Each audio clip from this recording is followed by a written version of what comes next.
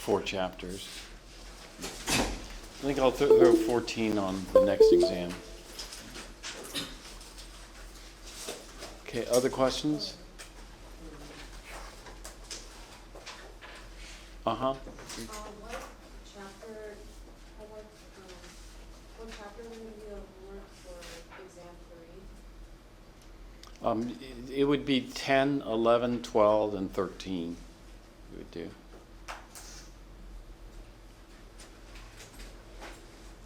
Okay. Any other questions?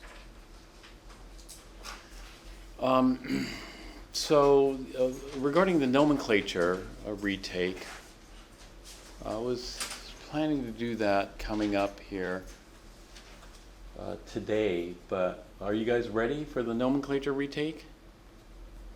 We should do that tomorrow. Well, tomorrow might be tough. How about Wednesday? We could do it Wednesday, but it would have to be timed on Wednesday. What if we don't do it? Yeah, you want to do it because you lose points. Are you afraid that it's going to be worse than before? Or? As long as you do, huh? I just don't want to take a test. Oh, right.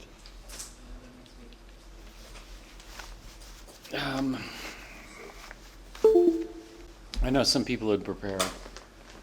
They're ready to go today.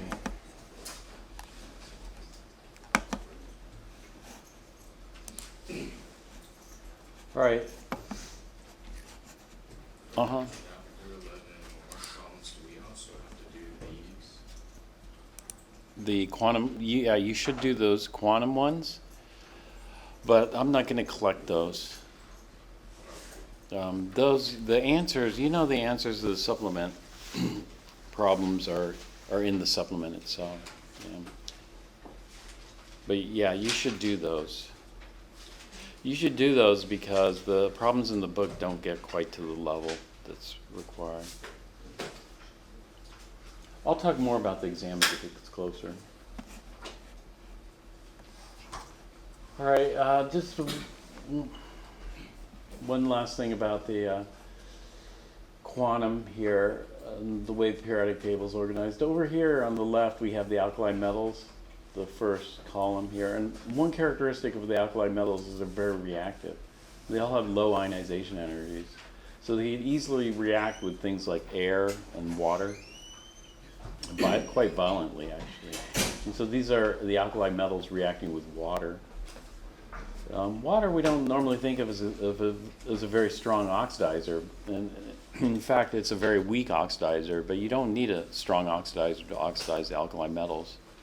And so in nature, we don't find like sodium deposits. We find sodium ion in like salts.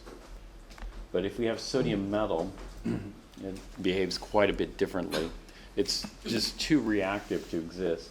And so any sodium metal that we use has to be synthesized. What they do is they take the sodium ion and give it an electron to form sodium metal, and then they protect the sodium metal from exposure. They either submerge it in mineral oil so it can't come into contact with water or air, or they put it in like a nitrogen or argon atmosphere that doesn't have any moisture or oxygen present. Otherwise, it just oxidizes way too fast. So these metals are what we call highly reactive metals. There are also metals that react with acids. Those are called the active metals. Most of the metals react with acids, except like the coinage metals, gold, silver, etc. Regular acids, you might need a more powerful acid to react with those. And then over here we have on the right the halogens, like chlorine, bromine, iodine. These all want one more electron to complete their octet, and so these are all good oxidizers. Chlorine's a much better oxidizer than bromine. Bromine's better than iodine. It has to do with size. When we're on this side, smaller is more reactive. So chlorine's smaller, it's more reactive than bromine. which is more reactive than iodine. So iodine is a very mild oxidizer. You know, they used to, when I was younger, you know, we used to have hydrogen peroxide for wounds. So hydrogen peroxide turns out to be too strong of an oxidizer. And so now they have like iodine type solutions, which are much more mild oxidizer. You know, you wouldn't want to use bleach for your wound because, you know, chlorine. Actually, bleach is chlorine with a +1 charge. This is just chlorine, which is quite reactive. Anyway, this is chlorine with phosphorus.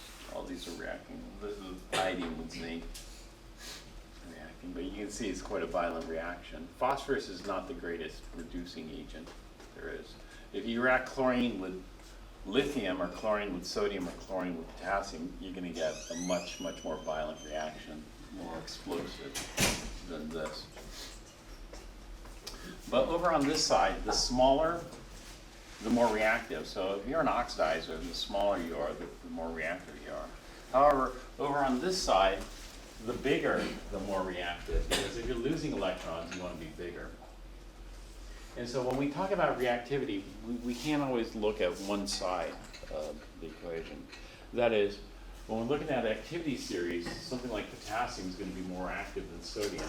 We should be more active than lithium on the activity series side. But that's for something that's losing electrons. For something that's gaining electrons, yeah, chlorine is going to be more active than bromine, which is going to be more reactive than iodine. And so reactivity, we always look from the perspective of the type of reaction we're considering. And so if we're considering like losing electrons, or if we're considering gaining electrons, it's a big difference in terms of how size impacts that. But and then we just divide, you know, we have the transition metals and the bond. So these are the most common, you know, the alkaline earths are a little less reactive than the alkali metals. The halogens are quite reactive. The noble gases are totally unreactive, the transition metals. And then down here we have the lanthanide and actinide, which are kind of like the transition series here. As we're filling inner subshells, you know, inner subshell electrons or inner electrons.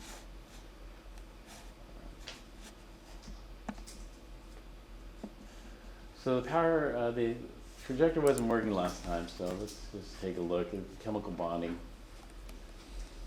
before. What this chart is showing is just the octet rule. Like, for example, nitrogen. Nitrogen can either gain 3 electrons or can lose 5. Typically, losing 5 is a lot, so common charge for nitrogen is +3, +5, and -3. The +3 is still difficult, so you don't normally see a nitrogen 3 ion.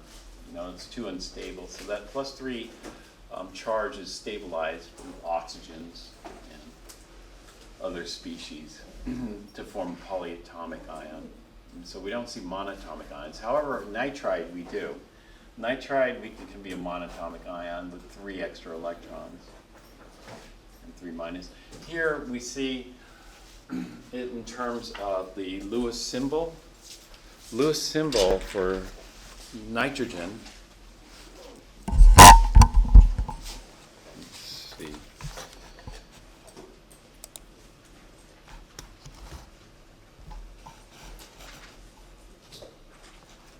Or maybe I could just do it on this here.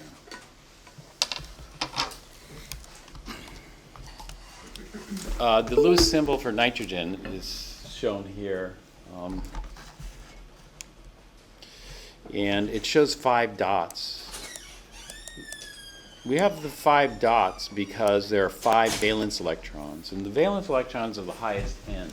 So when we look at the highest end here, it's 2, and we sum up the total number of electrons. So we have 2 in the 2s and 3 in the 2p.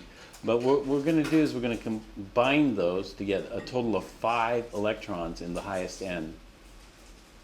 And then we'll show it like this. Here it kind of looks like a pair here and 3 singles like you'd expect, but this has no relationship to, it doesn't have to have a relationship to how many unpaired electrons and how many paired electrons we have in the energy level diagram.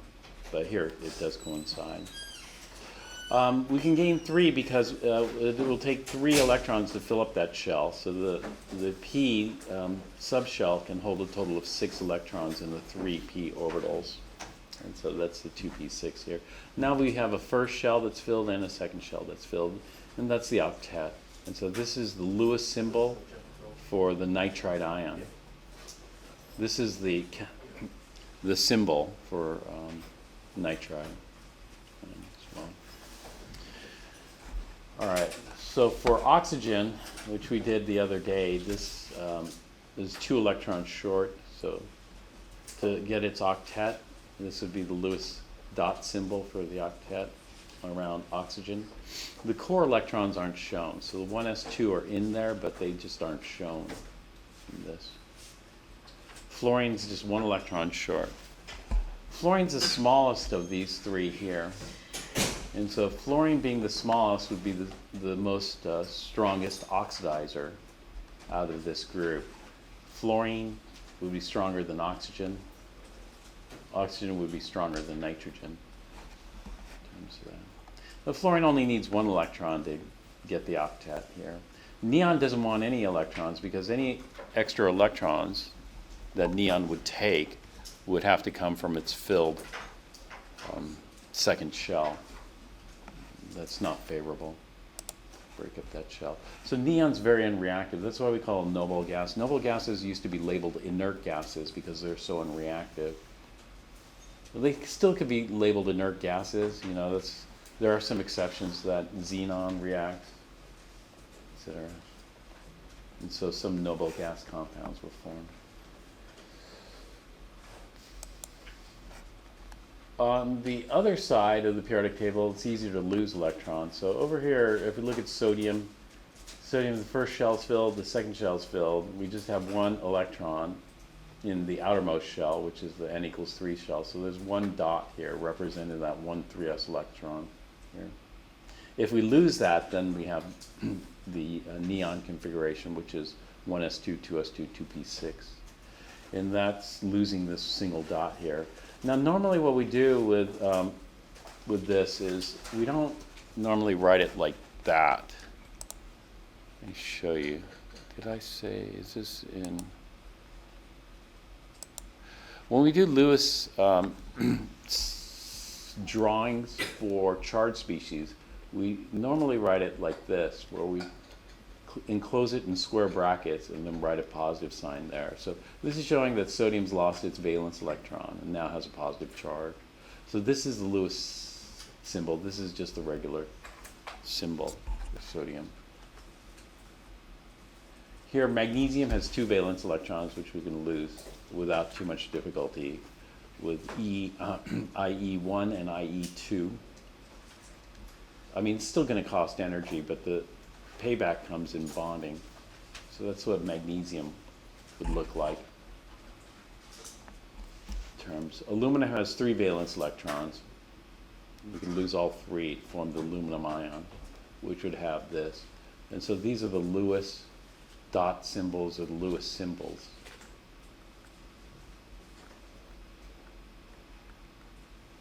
For the sodium ion, the magnesium ion, and the aluminum ion here. You know, these footnotes are always important to read. A lot of people don't read figure captions and footnotes. But they're always good to read. So we already know this pretty much. I mean, over on the right, it's easier to gain than to lose. Over on the left, it's easier to lose than to gain. These are all the fixed charge ions. Beryllium's also fixed charge at +2, but beryllium's so toxic they've left it out here. Boron's not that common, +3, as a +3 cation, but it's common as an element in different compounds. You know, boron's much more kind of non-metallic than metallic. You know, boron is on the line. This is the dividing line here between what we say metals and non-metals. You know, would be here. this zigzag line. Oops, I guess it encapsulates boron here. So boron falls into the, not the metal camp, but the non-metal camp here. And so it doesn't form an ion like aluminum does. It forms molecular compounds, typically, for boron. Aluminum, even though it's right on the border here, so it's a semi-metal, it's more metal-like. I mean, aluminum has much more of the characteristics of the metal, whereas boron has more of the characteristics of the non-metals here. Here.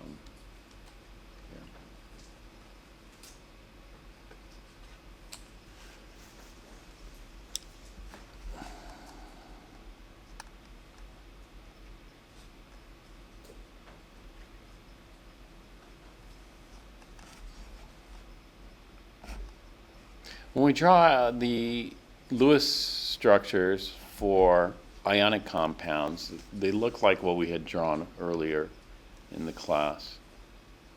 And so if I wanted to draw the aluminum oxide structure, it's going to look something like this. We're going to have oxide and aluminum ions.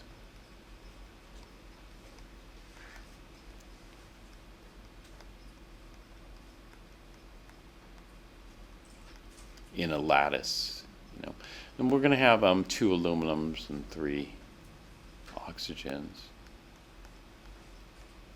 Since this is a 3-dimensional lattice, where I draw it, it's just going to continue on, and so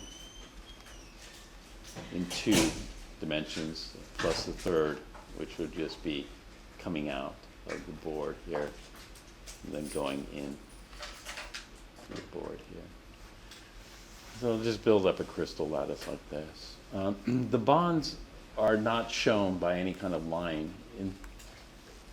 When we share electrons, we usually show a line, but in an ionic bond, we just write the ions next to each other. And what this symbolizes is something like this, is what we visualize when we're looking at something like this. We visualize an aluminum ion. Aluminum ion's tiny. When you lose 3 electrons, you shrink. When you lose like 1 electron, you shrink to about half the size. So let's say you're like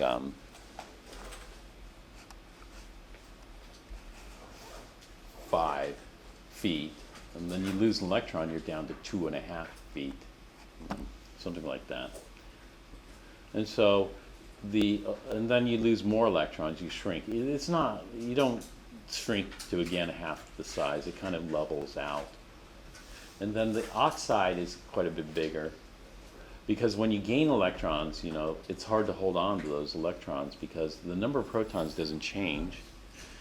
So oxygen still has the same number of protons, which is 8 protons, but now has 10 electrons, so it has to hold on to a total of 10 electrons, 2 core electrons and 8 valence electrons with only 8 protons. So it's harder to do. And so when aluminum, for example, we go from aluminum metal to aluminum 3+, the size dramatically decreases. And when we go from oxygen, oxygen should in fact be kind of small, to oxide, the size grows considerably, like doubles in size. And so this size gets cut in half. I did a little bit more than half because it's +3. This I did a little bit more than double, but it just about doubles. It doesn't really matter if you add a bunch more. But what this is supposed to represent is we got an aluminum ion there, and we have these oxides that are trying to bond to it like that. And some lattice. These are supposed to be round, not oval shape. For the inside Lewis symbol or Lewis structure, the electrons are open circles. It doesn't matter if it's like a closed circle. No, it doesn't matter. It doesn't matter. It's just if I did closed circle, it just takes more time. And so this is what we call the Lewis structure.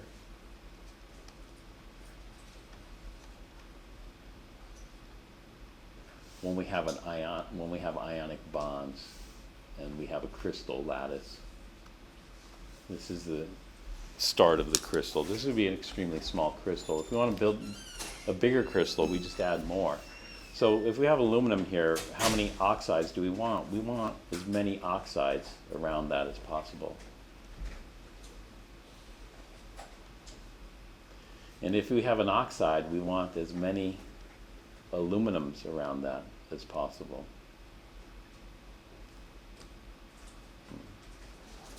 And so just build up a structure like this. Oops, I wasn't supposed to put those dots there.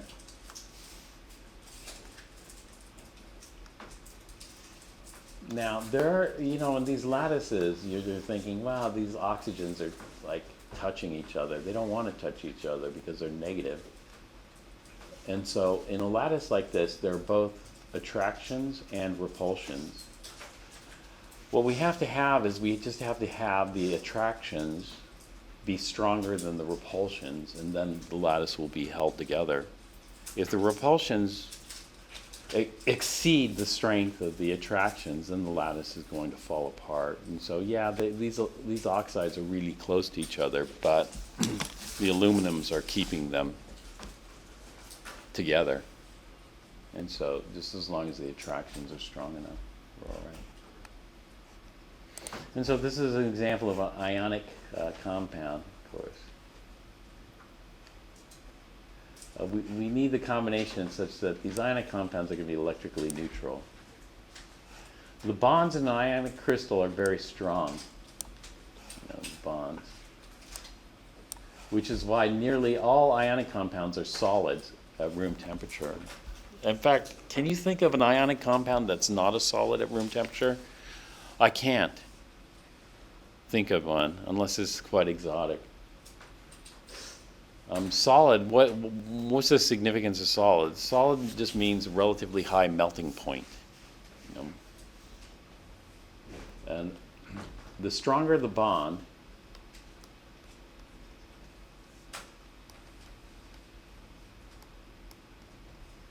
the higher the melting point.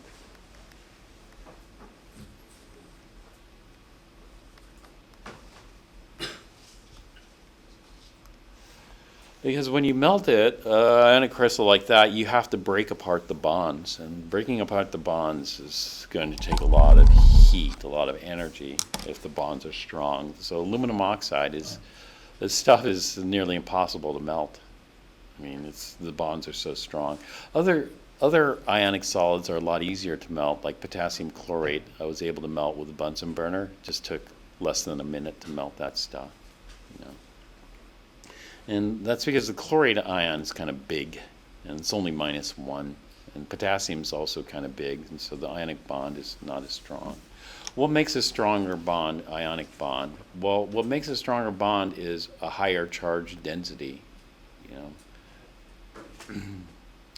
We want, higher charge density makes stronger bonds.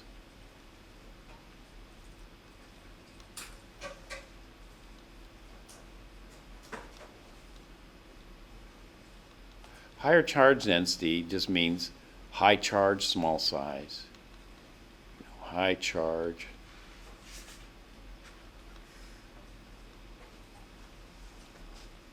small size. So it's the charge to size ratio is what this is. Charge to size ratio.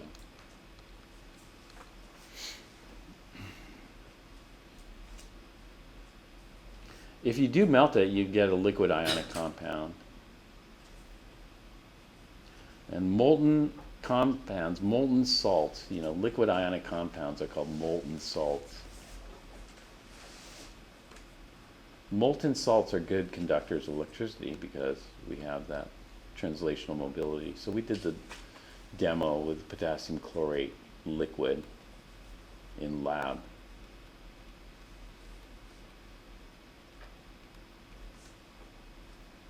And that lit up the light bulb quite brightly.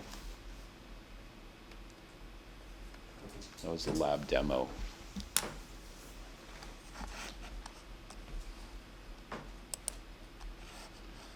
The reaction of sodium metal and chlorine is quite violent. So what they did is they put a chunk of sodium metal in here and added some chlorine gas. And you could see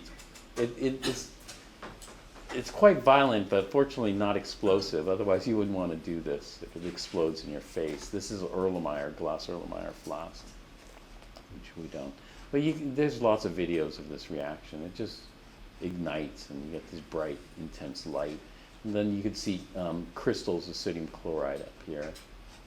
And,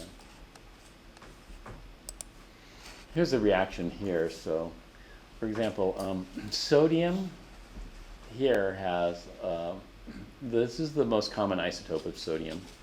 There's 11 protons, 12 neutrons. This would be sodium 23.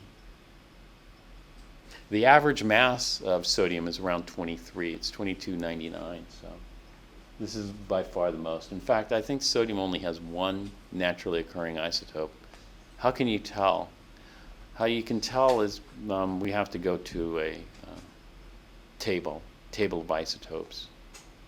The table of isotopes is, I think, in chapter 2. But it could very well be that sodium just has one. If it has multiple, then for sure sodium 23 is most abundant. We can look at the periodic table and tell how many isotopes there are and which one's the most. Well, we can kind of figure out the most abundant. It's got to be close to the weighted average there. But look what happens to the size. When sodium loses one electron, then we have 10 electrons total, but we have 11 protons still. And the 11 protons are going to pull in the electrons closer. Not only that, we lost the electron out of the third shell. So if we lose the electron out of the third shell, then we're down to the second shell here, which is going to be quite a bit smaller. And so the sodium ion shrinks. But look at what happens to the chlorine atom.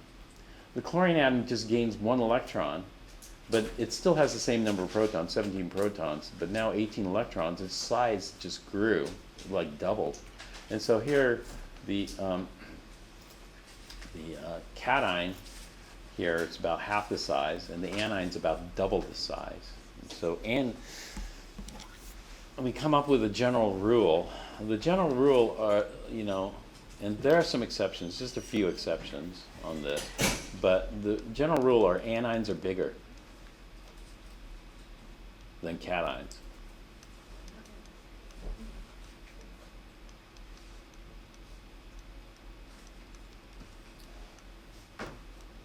With a few exceptions, but we're not going to bother memorizing those. Those are the ones with the very biggest cations, which would be like cesium plus or francium plus. Are still fairly big. And so here I can tell, the sodiums are the gray because those are smaller, and the chlorines are green because those are bigger. Here I have my ionic lattice.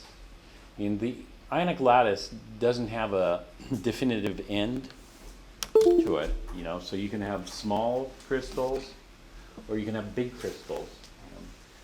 And this just extends in 3 dimensions. So what's shown there would be a crystal so small you wouldn't be able to see it.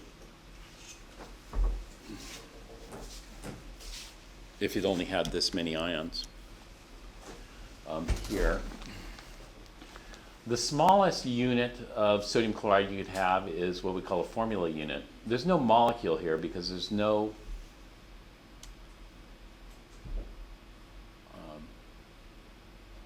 set unit.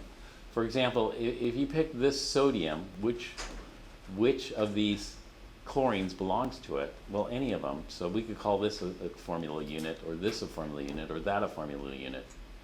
And so a formula unit is the smallest unit, and we don't call it a molecule in that sense, because a molecule, it'd have one chlorine that belongs to it.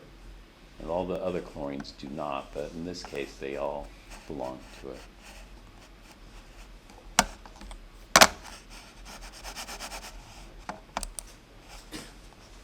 What happened to them? So what we have here is different views of this. We don't represent the bonds with a line like this for ionic bonds. This line just shows the connectivity. So if I pick, let's pick a chlorine that's stuck inside the lattice here, and I look at how many sodiums it's attached to, I can count 6 of them because of the lines. The lines just show the nearest neighbor. But we don't show ionic bonds like this. This is just shown, this is the way we show ionic bonds. We just put the positive next to the negative. We put as many negatives around the positive as we can, and we put as many positives around the negative as we can. And so this is just an expanded lattice, and it's just showing how things are connected here. But the bond itself is just writing the 2 ions next to each other like this. That's the bond. How many ion bonds are there? There's 6. 1, 2, 3, 4, 5 goes in, and if this were inside, there'd be 6 because there'd be another sodium here. But this is surface. The surface, unfortunately, they don't get to bond as much. This is why, like, things like this, you know, if you're going to dissolve a sugar cube, you know, do all surfaces, and we call this edge, and this is the corner, dissolve at the same rate. And so if you ever dissolved a sugar cube, do you notice what dissolves first? The face, we call it, the edge, or the corner? The corner. You know, what happens is the corners start to become rounded.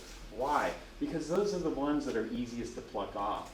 You know, because if you look at how many ionic bonds does this guy have, it only has 1, 2, 3. That's it.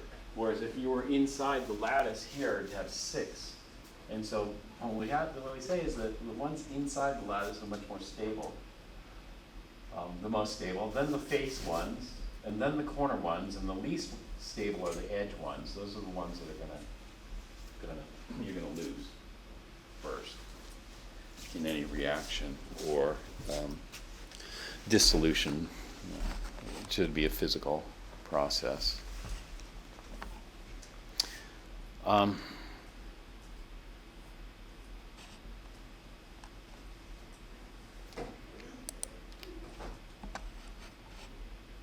Here's some molten salt. That's probably molten potassium chlorate there. It's liquid salt. Now, ionic bonds work great for ions, but sometimes we don't form ions. So hydrogen can fill its octet with 1 electron, and one way it can do that is to try to take the electron from another hydrogen, but it's going to be unsuccessful. You're going to get in a tug-of-war here. So this hydrogen is trying to take this electron, and this hydrogen is going to try to take this electron, and what results is a tie. What results is a tie, but it still forms what we call a duet. In order to fill the first shell, we don't want an octet. The first shell only needs 2 electrons to fill. So this hydrogen has a duet, and this hydrogen has a duet. So as long as they share, then each hydrogen comes out okay. Share. Or if we show 1 pair of electrons shared, that's what we call a covalent bond, a single covalent bond. Here. Oops, those are supposed to be round, but didn't quite come out. And so this is sharing. And so when we have a covalent bond, we can't transfer the electrons from the reducer to the oxidizer. And instead, what has to result is a sharing scenario like that. Now this is going to form molecular compounds. Ionic compounds are quite a bit different here, but this molecular compounds is what results when we share. I don't know, this is out of order, but this is aqueous sodium chloride here conducts. This is sugar, sucrose. Sucrose doesn't conduct electricity. And this is pure water over here. So let's look at the covalent bond in more detail.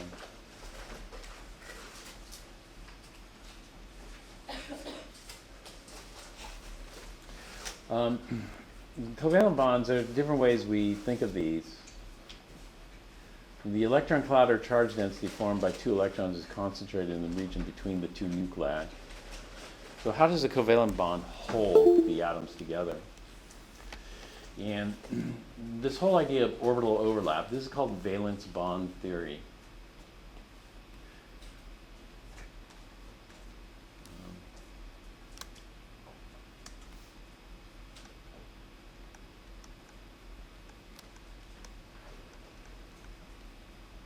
This is all part of quantum mechanics.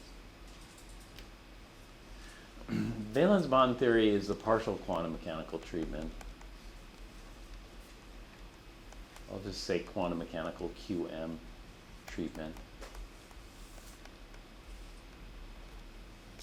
There's another theory which is called molecular orbital theory.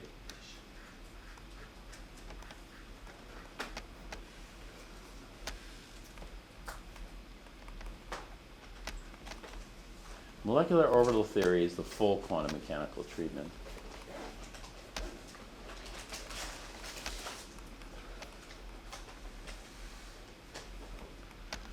For the bond.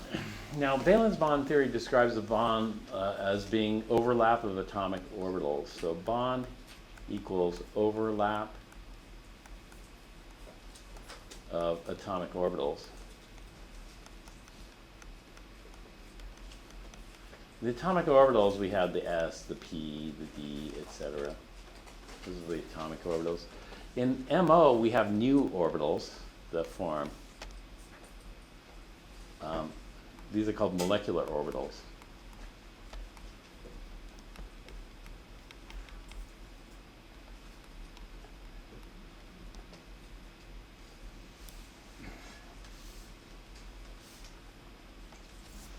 Essentially, the bond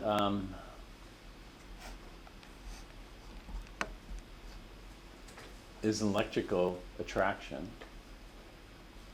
here. And so this is a hydrogen atom over here, this is a hydrogen atom. And what are these blue dots called? Electron cloud, right. That's an electron cloud. This is for 1s orbital here. You know, the electrons here. If you bring these two together, then what we have is we have overlap of the two 1s orbitals. And so I'm going to draw in the, what would this be called here? Yeah. Does the 95% border capture all the dots? No. And then I'll draw another 95% border here. And then what we see in the atom is we see these two 1s orbitals overlap like this. And when the two 1s orbitals overlap, do you see the density of dots here is much higher in what we call the internuclear region.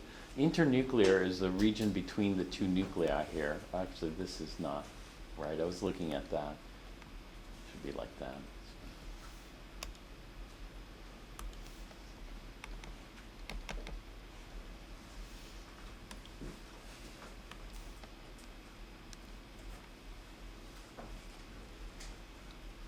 So we have a much greater density of dots here. And that means there's greater negative charge here from the electrons. The electrons are negatively charged, so we're going to have greater negative charge density.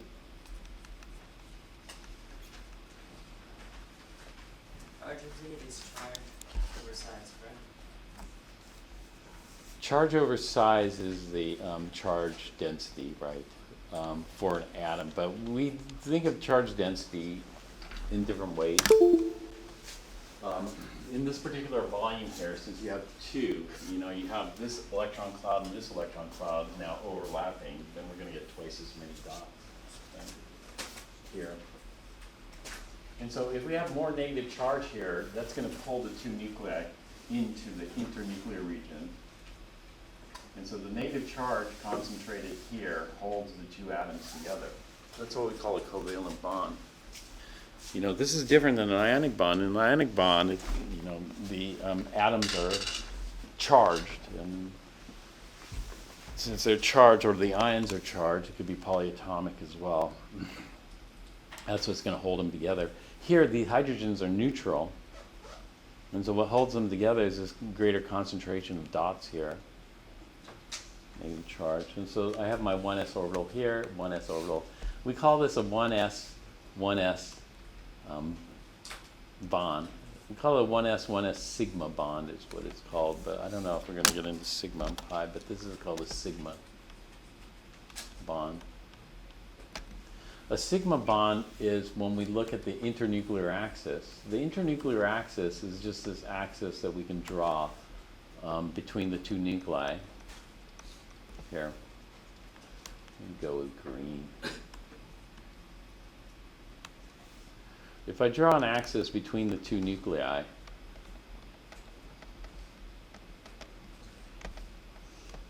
and the overlap occurs along this axis, then it's a sigma. Sigma has the overlap occur along the internuclear axis.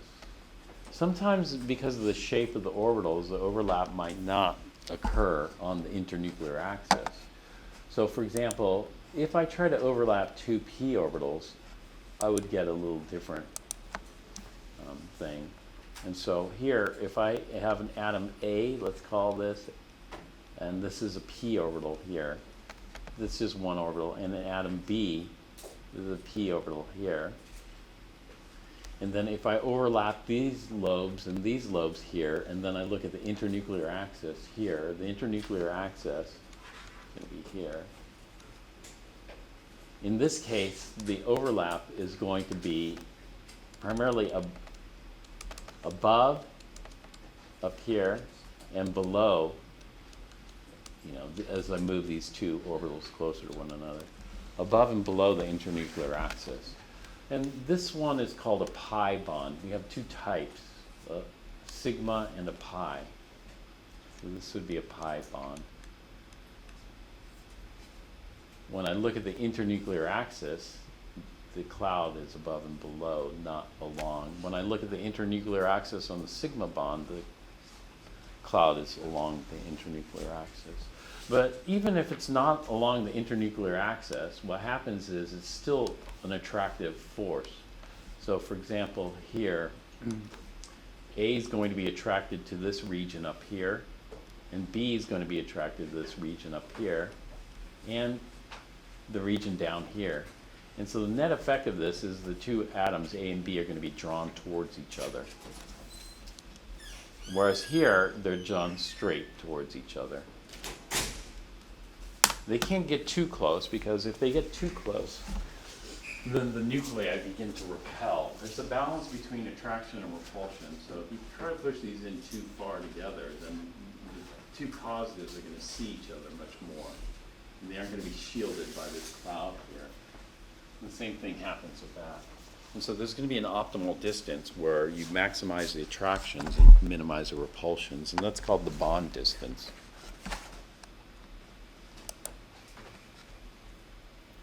Fluorine really wants to oxidize something. Fluorine's an extremely powerful oxidizer, but it can't oxidize itself. So in this case, the two fluorines are going to have to come up with a tie, and so we wouldn't expect this. Would this be expected? So for example, one of the fluorines is the winner,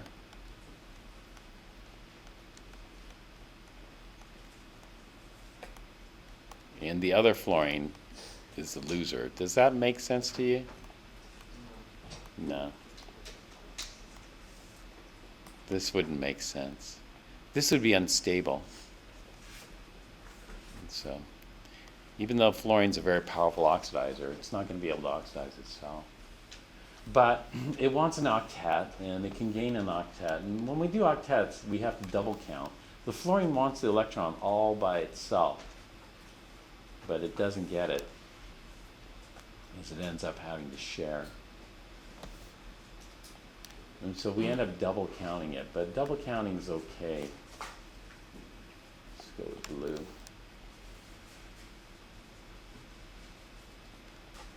Which would be that blue region there. I mean, the green region there is where we're going to end up sharing.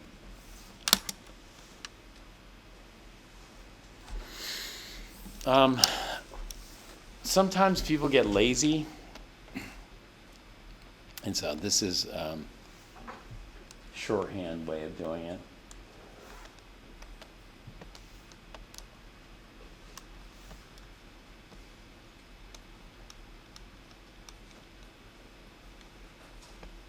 It's not real shorthand, but the dots are there. Shorthand, dots not shown.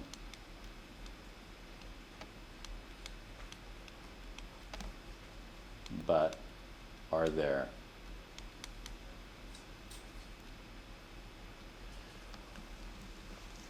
So you do the shortcuts after you learn the long way.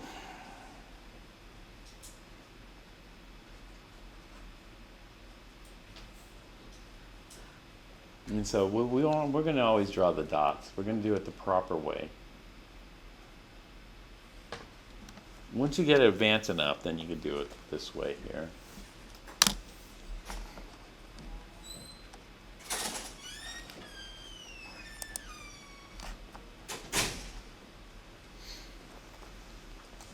We have lone pairs and bonding pairs. Lone pairs are a pair of valence electrons in a molecule that are not used for bonding. And then, of course, bonding pairs would be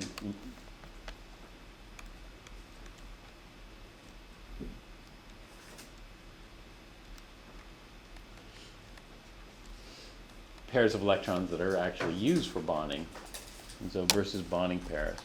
So if we go back over here, there's only one bonding pair here, and that's these electrons here. That's the bonding pair. But there are 3 lone pairs on each fluorine. The 3 lone pairs are missing here, and all we see is the bonding pair, as well as the 3 lone pairs are missing on this fluorine, but they're there. Here, everything's shown. The 3 lone pairs on each fluorine, and the 1 bonding pair shared between the 2 fluorines. We have the octet rule. This is for second shell and higher. Second shell and higher. For first shell, we don't need an octet. For first shell, there's only 1 orbital, the 1s orbital. There, we just need the duet, and so we'll have the duet rule for first shell.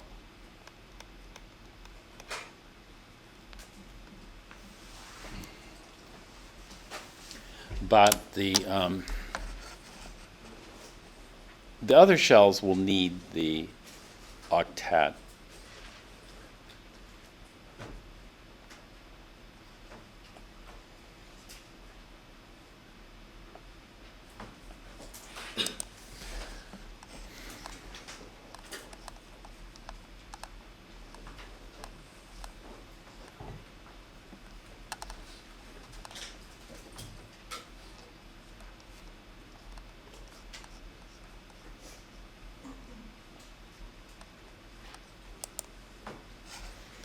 Now,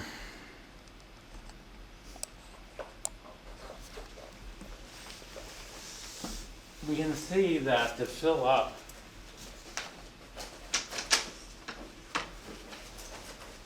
the here, we would need how many more? Well, to fill this up, we just need to fill up the 5 more? yeah, 5 more, 4 more, 3 more, etc. But what if we have the 3Ds in there? Is it the same? And so for gallium, which has argon 4s2, 3d10, 4p1, would be the same. It would be the same. And so this one is going to be the octet rule as well. The 3d10 is a filled subshell. And so all these would need 5 more, 5 more, 5 more to fill up the shell. 4 more, 4 more. 3 more here, built the shell. For zinc and copper, it'd need a lot more.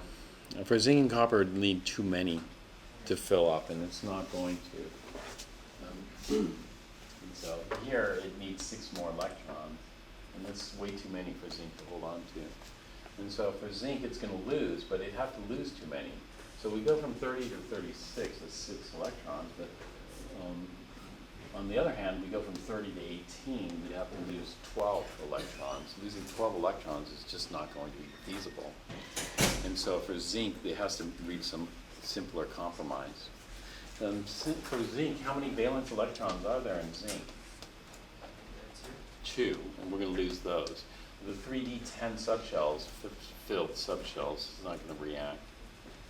It could, we could take maybe one of them out. That would work. Like, for example, in copper. How many valence electrons does copper have? One. And so you consider copper plus 1 to be fixed charged and the only charge, but copper plus 2 happens. And copper plus 2 is going to screw up the 3D10 subshell. Because all of a sudden somebody took a half a bite out of your cake. You had your cake that you were saving or whatever. And now a half a slice is missing. Well, Right, let's go. Well, how many electrons are there? Two. Yeah, so cobalt plus 2 is fine. Here, the reason why we have 3D9 is that it turns out losing that half slice is beneficial when we look at additional aspects of the bonding of this. And so there are reasons for that. But for cobalt, cobalt you'd expect maybe plus 2, maybe plus 4, but plus 4 is too high of a charge. It would seem to make sense at plus 4 because that gives us half filled, 3D5. But it ends up being just losing these, that's a plus 2, and if we go to cobalt plus 3, it's just losing one of these Ds. And so we have, in the D subshell, we'd have 4 singles and 1 paired still left. And you'd think you could take that other paired, but turns out it's too difficult to do.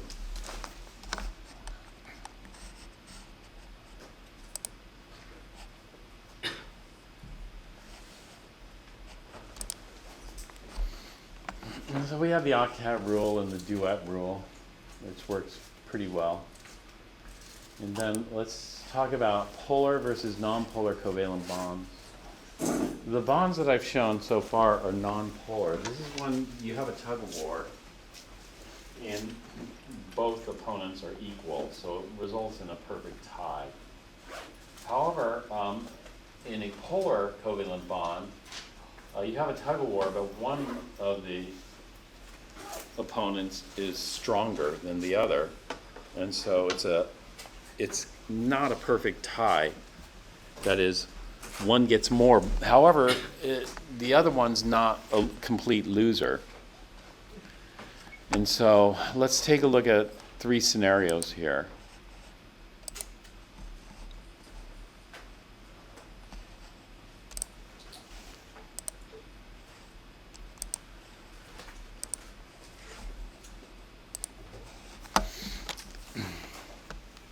Three scenarios would be something like this. What's the strongest oxidizer on the periodic table? Fluorine. And so fluorine wants to take electrons.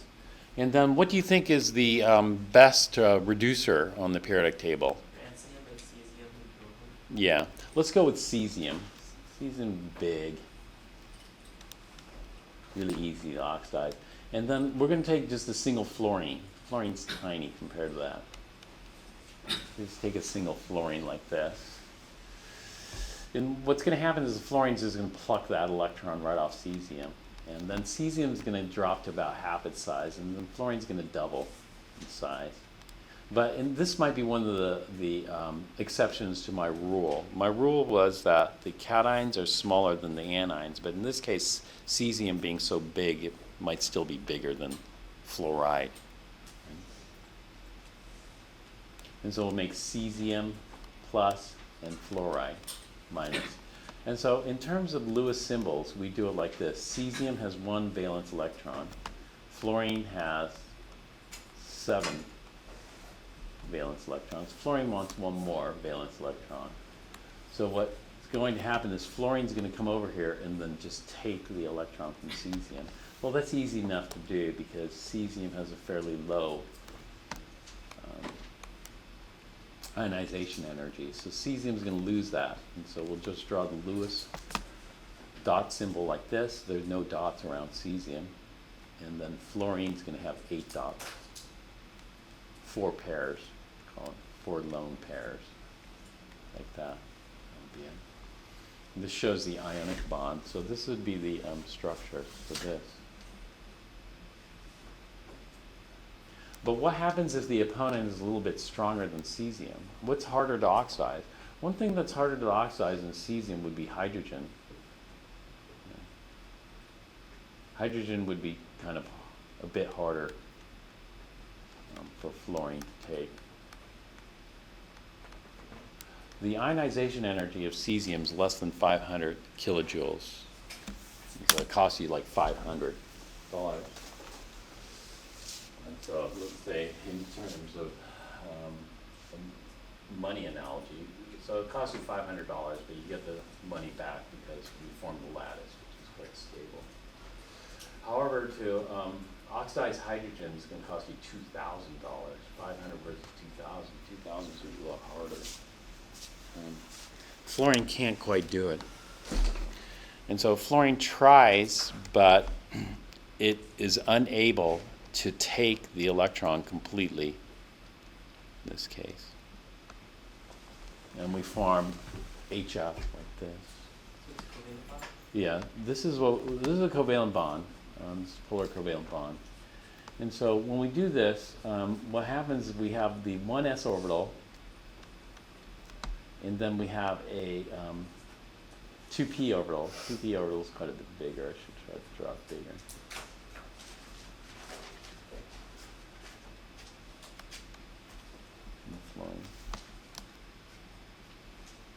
Then we have 1 electron in the 1s orbital like this, and 1 electron in the 2p orbital like this. And then what we're going to do is we're just going to kind of overlap these here.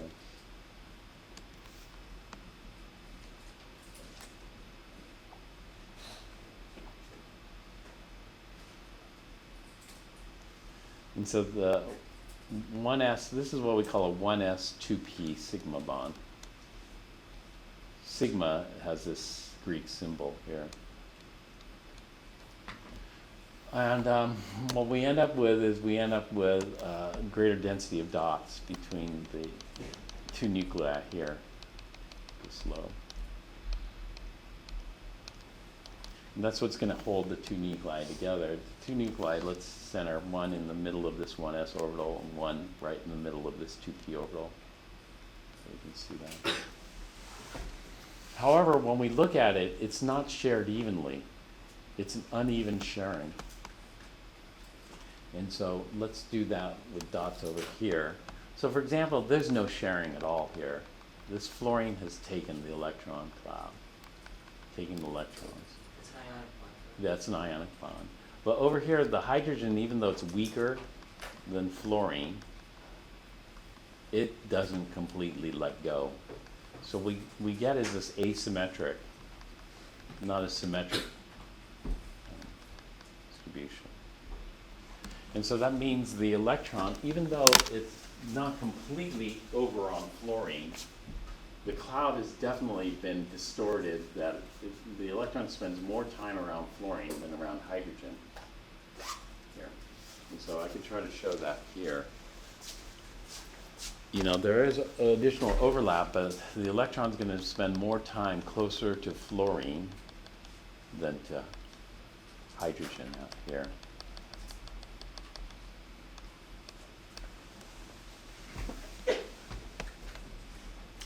Now, what results is what we call a partial charge here.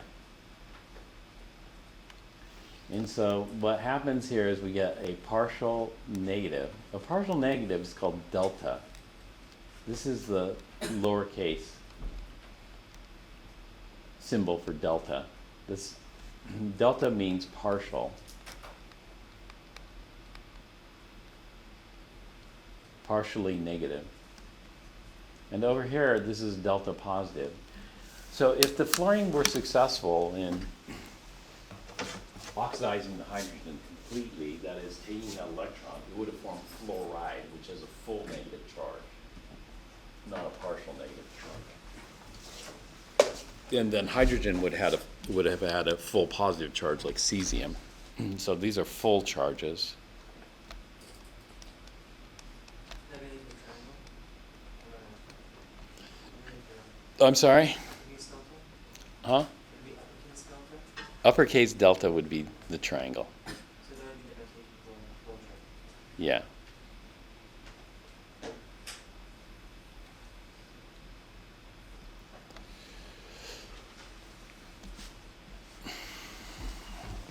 And so there's still sharing going on here.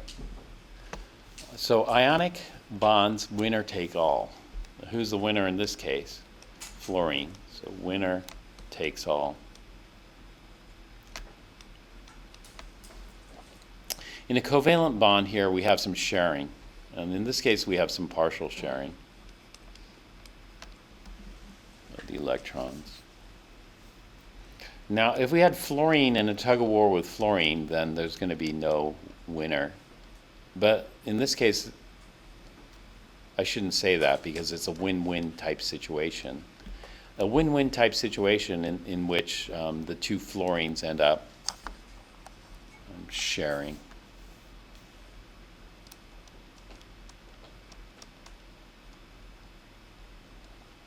In order to achieve the octet. So in this case, it's much, or even, the electron's not going to be around one fluorine more than the other. Over time, it's going to be around both fluorines. And so this is what we call a symmetric electron cloud. This is an asymmetric electron cloud here. Symmetric. And we just have two of these p orbitals overlapping. This.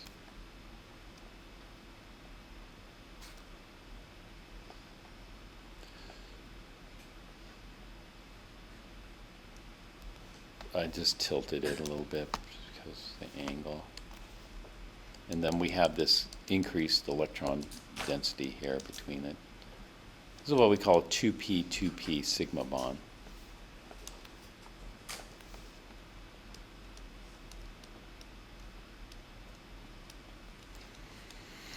And so the name just comes from a 2p on this fluorine overlapping with a 2p on this fluorine, and the overlap is in the internuclear axis, within the internuclear axis, so that's sigma. What if the pi bond has a layer? Pi bond would be a possibility, but pi bonds would be weaker, and so it's much better to do a sigma than a pi, and in this case we can do a sigma, and so we'll do the sigma. Although you could have done a pi, it just would have been weaker and it wouldn't have lasted.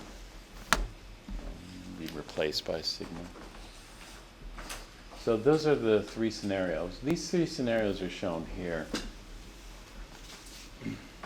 Here, it was able to completely oxidize it. It's a winner take all. Here we have two levels of sharing. We have the completely even sharing here and the non-even sharing here, where Y is stronger, because it gets more of the electron cloud, and X is weaker. Here are the two of X's, of course, are the same strength. Can you just put non-polar and ionic bond? Yeah, no, there's no non-polar ionic bonds. Ionic bond is the most polar. And so we go from zero polarity to the greatest polarity. And so this is non-polar, we call it. This is polar covalent, which is medium polarity. And ionic is the most polar. Polar, when we're talking about polarity, we're talking about separation of charge, like a positive and negative here.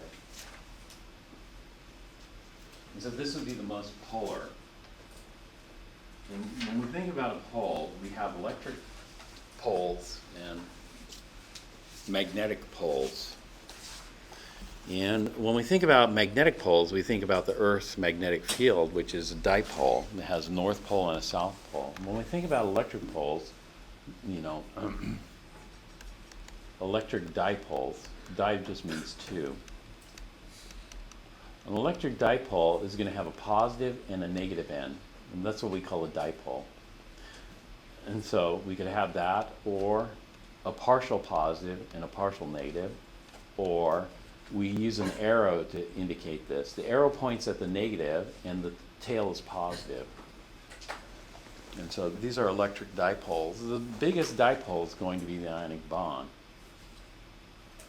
And then this, the polar covalent, and the nonpolar has no dipole. No or negligible dipole.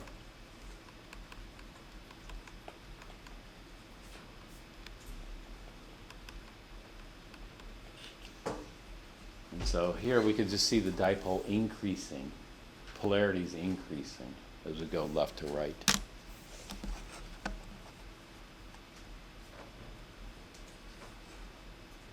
We have to define another characteristic that should have been defined in chapter 10, but it wasn't. And I talked about electron affinity. There's something that sounds very similar to it called electronegativity.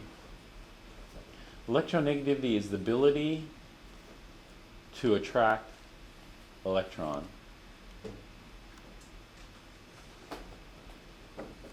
Not just electron pairs, just electrons or electron to itself.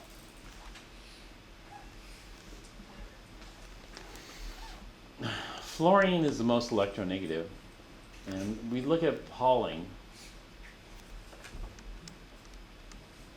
You know Linus Pauling?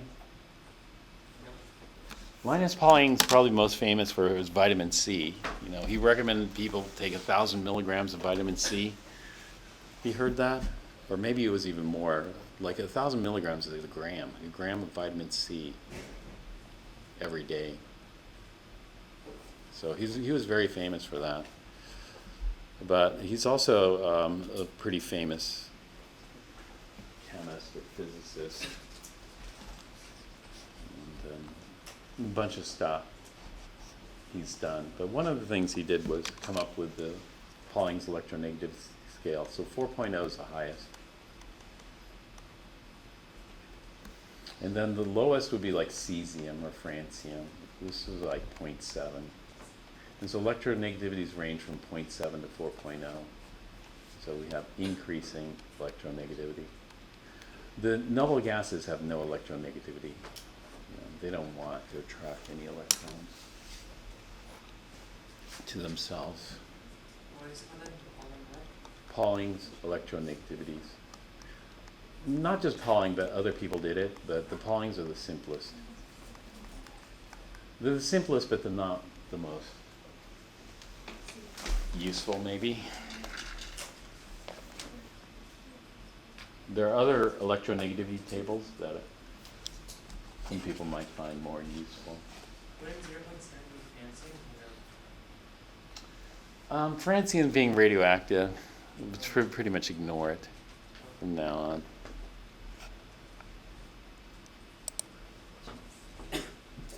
Oh, you're right, francium. Cesium's 0.8. Let me go back. Let me cross that out, francium. But let me put the asterisk here. And so electronegativities are going to run from 0.7 to 4.0. 0.7 for the least francium, 4.0 for the highest fluorine. This is an electronegativity table here. You can see that the alkali metals have very low electronegativity, 0.7, 0.8, 0.8, 0.8, 0.9, and 1.0. And the nonmetals over here, the halogens are going to have the highest, 4.0. Actually, what are the three most? The three most is kind of mixed up, but Fluorine, oxygen, and chlorine? yeah, it looks like fluorine, oxygen, chlorine, nitrogen, and bromine look like a tie. But these are a little bit tricky because we can't go off the number alone. We also have to go off the sides. So if it's a tie between bromine and nitrogen, who do you think would win? Nitrogen, because of its smaller size. You know, when we gain electrons, smaller size is better. Except not too small. So for example, fluorine has the highest electronegativity, which means it has the strongest attraction for electron. However, which element has the highest electron affinity? Chlorine. And that's because fluorine's 2p orbitals are really small, and it's crowded, whereas chlorine can accommodate. So chlorine can't attract electrons as strongly as fluorine, but it can more easily accommodate it. So electron affinity is highest for chlorine. But normally we don't really care too much about that. That's just a weird exception. What we care most about is electronegativity. Fluorine being the most electronegative makes sense because it's the strongest oxidizer on the periodic table. Now, we have some very simple rules for bonds. You know, this is like a tug of war. 3.4 is strong. The strongest is 4.0. This is a 3.4 match, tug of war match between a 3.4 and a 1.2. Who's going to win? 3.4 is going to win. A 2.6 versus a 2.2. 2.6 is going to win. But we see that the bigger the difference in electronegativity, the more lopsided the tug of war is. And so what we're going to do is we're going to come up with some very broad generalizations. And so 0.4 is considered small. So if we have electronegativity difference, this is considered small.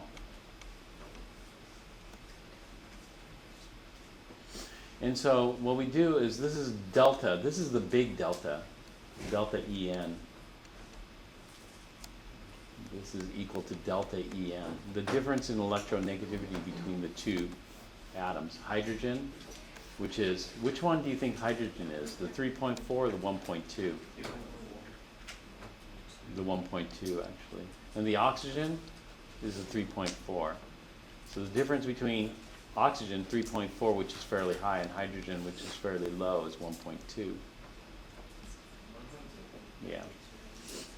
This would be the delta En between carbon and hydrogen. Isn't it 2.2? You're right. That's wrong, huh? This is 3.4 minus 1.2 shouldn't be 1.2. It should be 2.2. That's correct. And then this one is what's the biggest we can have? Delta En. So you take the most electronegative. Which one's the most electronegative? Fluorine at 4 point and? Oops. And the smallest would be francium, 0.7. So the difference would be 3.3.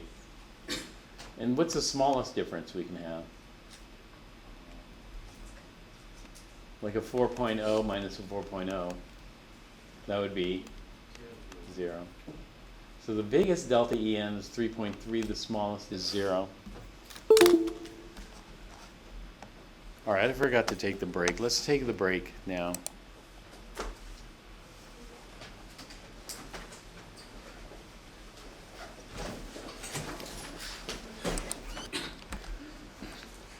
So the range of delta ENs goes from 0 to the smallest up to 3.3 for the biggest. At 0, we have nonpolar. At 3.3, we have ionic. It's the most polar.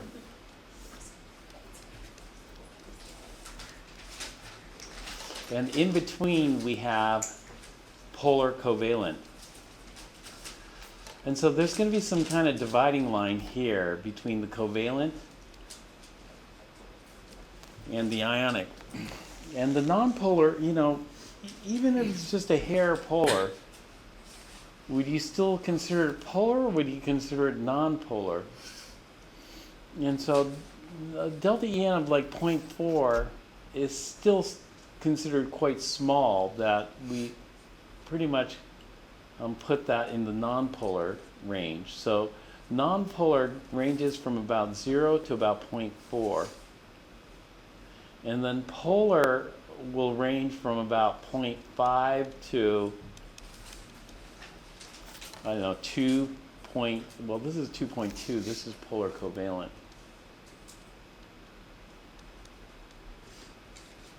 So this is not a firm cutoff, 2 or 2.5. And then ionic will be greater than this, 2 or 2.5. These are kind of fuzzy boundaries. These aren't strict lines here, just kind of fuzzy boundaries.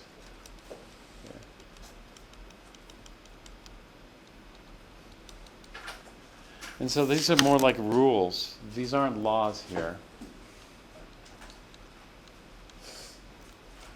And unfortunately, there are going to be exceptions to the rules.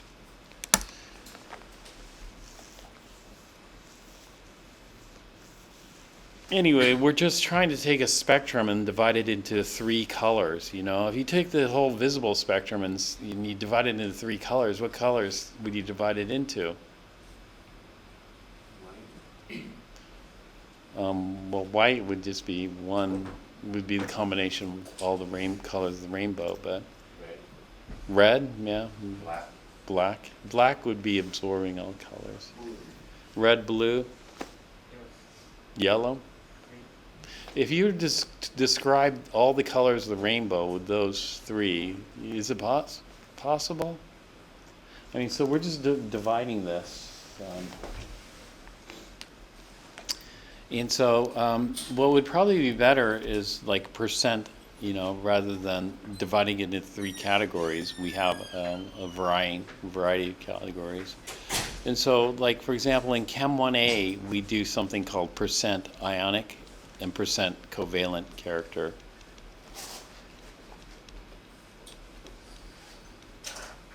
And then we divide it, like 3.3 would be what's considered 100% ionic. And 0 would be 100% covalent. And so 100% ionic. And then at a 0 would be 100% covalent.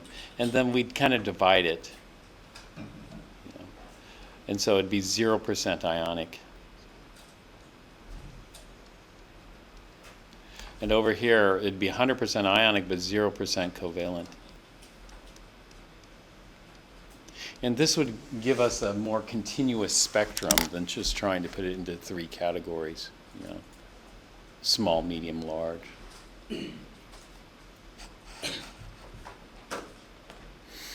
If all bonds came in only 3 sizes, then we would be fine.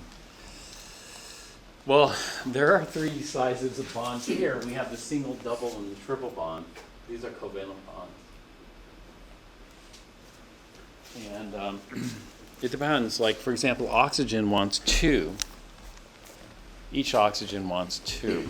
And so what we say for oxygen is it should form a double bond. Is oxygen has 6 valence electrons, and it can achieve an octet if it shares 2.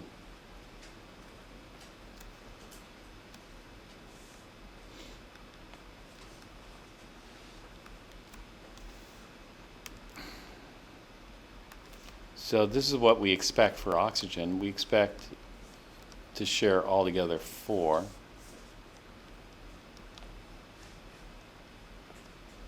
Like this.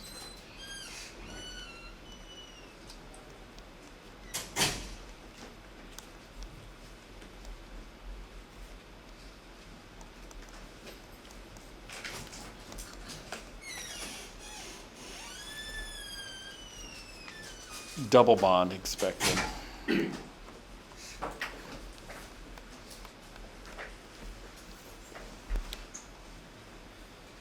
Nitrogen wants 3.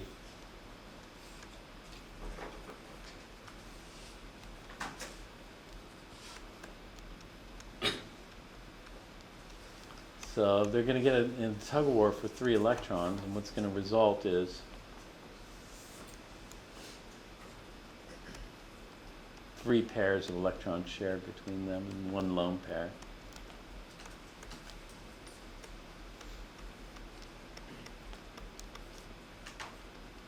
Triple bonds are quite strong.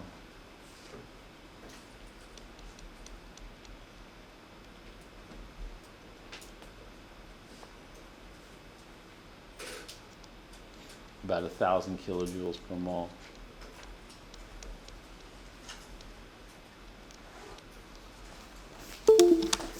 Meaning that that bond is hard to break. And this is the amount of energy it takes to break that bond, a mole of the bonds, 1,000 kilojoules.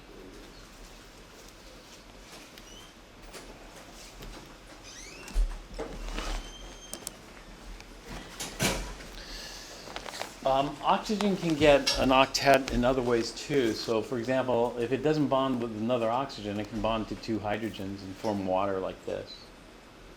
And nitrogen can get to an octet by bonding with hydrogen as well to form ammonia. So here we have water and ammonia formed. And so oxygen can get 2 single bonds or 1 double bond. Ammonia could get 3 single bonds, or it could get 1 double and 1 single, or it could get 1 triple. And that will give it an octet. Sometimes there's some weird things that happen with the octet.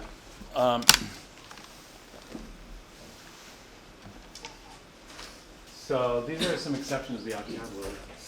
Nitrogen has 5 electrons, and oxygen has 6 electrons, and we end up with 11 electrons here. It's an odd number of electrons.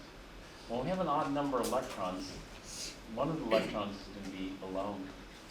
And that electron that's alone we call a radical. And so these are called free radicals.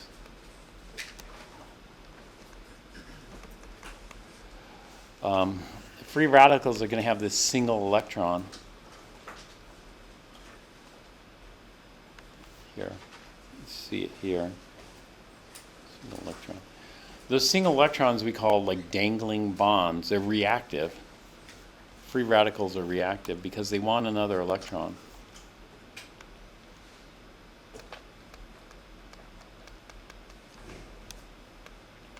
Want 1 more electron. Electron there.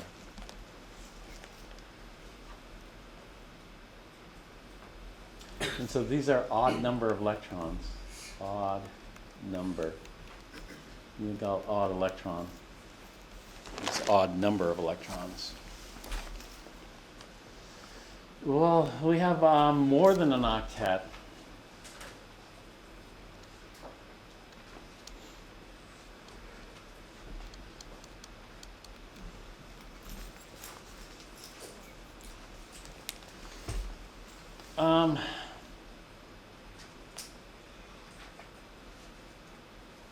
Atoms in the 3rd period and higher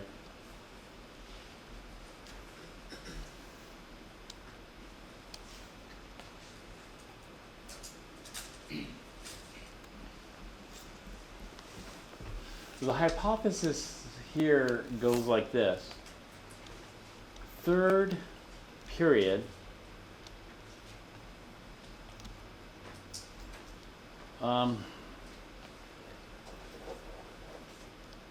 if you do 3s, you have 3p. I'll draw boxes for these.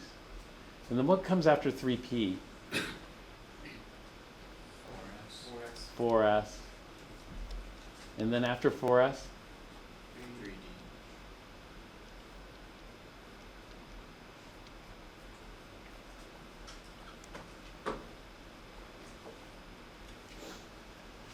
3d. And then after 3d? 4p. So when we're in the 3rd period or the 3rd shell, we're here. And what happens is that there's an empty 3d up here. You'd think there's an empty 4s. Well, what can happen is extra electrons may go up here.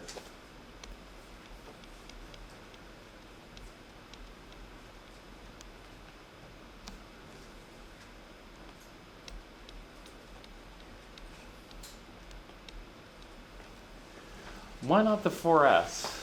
Not the 4s because of the distance, the size constraints. So it turns out we don't go here. So let me put an X through that. And so once we fill up the octet on a 3s3p, then we have these 3d orbitals that aren't too far away distance-wise, dimensions-wise, that we can put extra electrons in. And so what they're saying is that, okay, maybe some extra electrons can go in the fourth shell.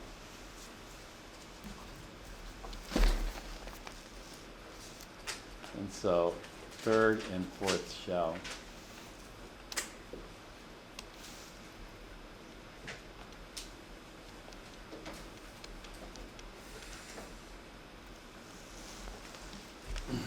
So something like phosphorus, we only need 8 electrons to fill its octet, that is the third shell. But in this case we have 2, we count each line as 2. And so when I look at how many electrons I have here, I count 2, 4, 6, 8, 10. There's 10 electrons here. So if there are 10 electrons, I need 8 to fill up my third shell. And then I need 2 more up here in the 3D. So this gives us 10 electrons here. Sulfur here, this has 2, 4, 6, 8, 10, 12 electrons. And so that means I'll need 2 more pairs of electrons in the 3D. And so this is the hypothesis. And there's an alternate hypothesis for this.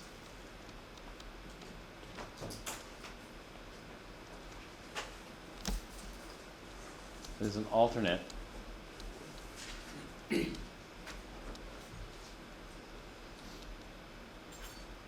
In the alternate hypothesis, the octet rule is not violated.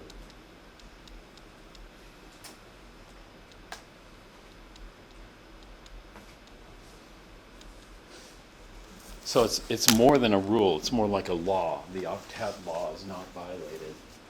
That is, once you fill up this shell, the electron's not going up here, it's just too unstable. And so then how do you accommodate this? There are other ways of accommodating this, but that's Chem 1A. It's more advanced. We don't want to talk about it here. So these are called expanded octets.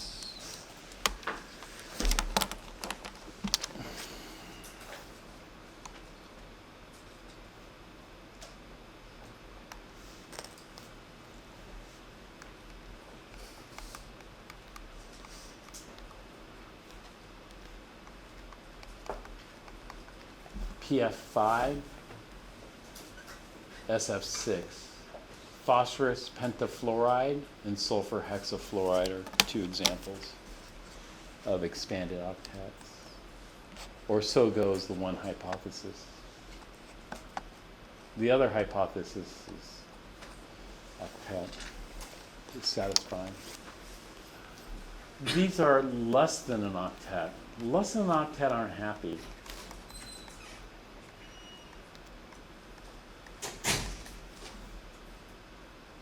And so BEF2, that only has 4, 2, 4. It doesn't quite fill up its shell. Boron, 2, 4, 6. So this is 6 electrons. This is 4 electrons. So we're quite, this one's 2 electrons shy, this one's 4 electrons shy, filling the octet.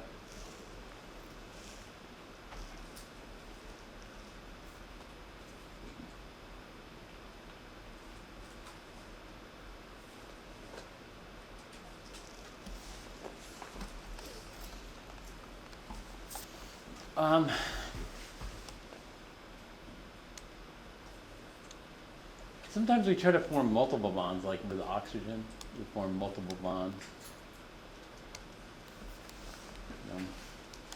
So for example, boron, we could fix that. If we do a double bond here,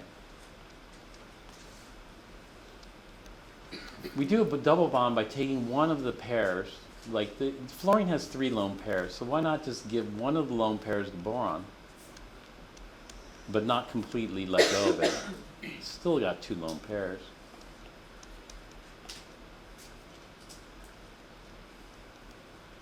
So now boron has an octet because when I count a double bond, it's 4 electrons, 2, 4, 6, 8. But the fluorine, what happened to the fluorine? Did the fluorine lose it? No, the fluorine did not lose it because it's still 2, 4, 6, 8. So this fluorine has an octet, this boron has an octet. It's a win-win situation. Or so you might think. It's a win-win situation, but fluorine will have none of it. Fluorine's not going to share extra. And so fluorine will not share extra lone pairs.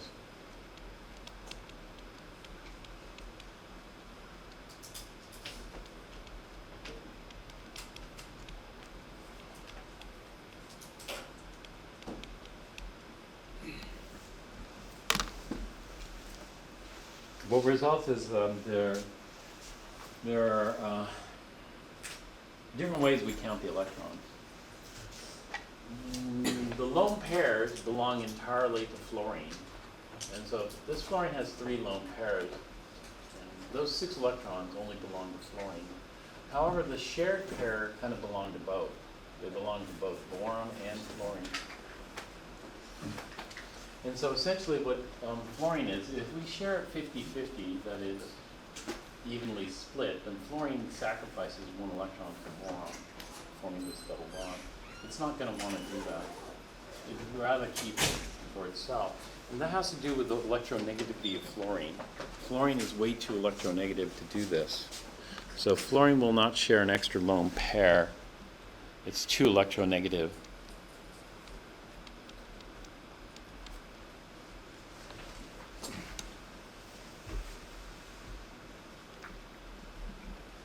So that doesn't happen. So we just stuck. Boron's going to be the short end of this. Fluorine's going to be happy. Now, when we count the electrons, there are different ways we count the electrons. When we count the electrons for octet, we just count the total number around fluorine. So for example, I have 2, 4 from the lone pairs, 6, 8 from the bonding pairs here. And so I just count all the electrons around that atom.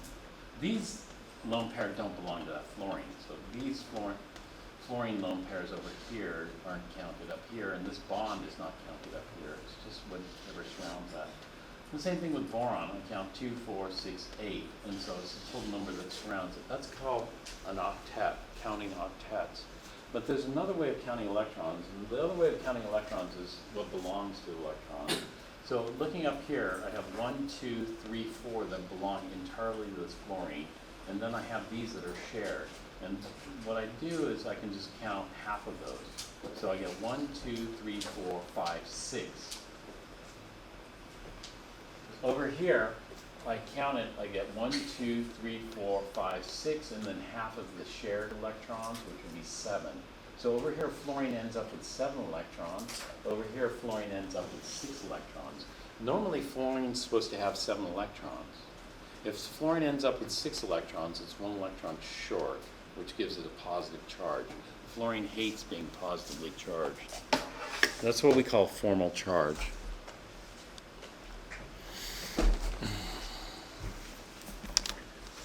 For oxygen, this is the failure of valence bond theory. This is one of the failures of valence bond theory.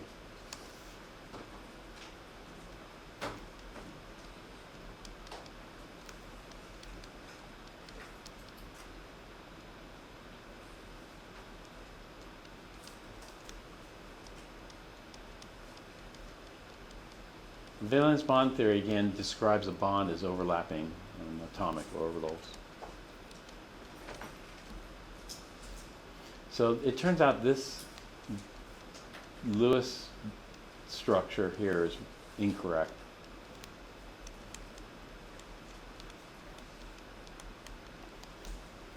Therefore, we must use the full version of quantum mechanics, which we call molecular orbital theory.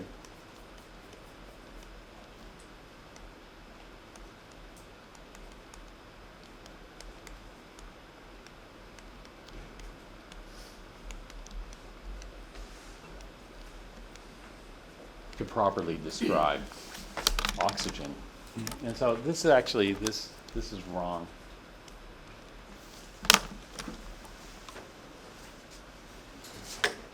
So why not just get rid of valence bond theory? You know, this is what we call quantum mechanics light. You know, like you get the light version rather than the full version. The valence bond theory is like the light version versus quantum mechanics full version, molecular orbital. And so why don't we just get rid of the light version and just use the full version? You know? It's easier. Yeah. The reason we don't get rid of the light version is it's so much easier than the full version. And therefore, for most stuff, it works okay. You know, it gives a decent representation of the. And so we don't completely get rid of it because it works okay and it gives us a good visual. It's a little bit off, but sometimes it's pretty close to correct. But you can do it with pencil and paper. Versus MO theory, you need to use a computer.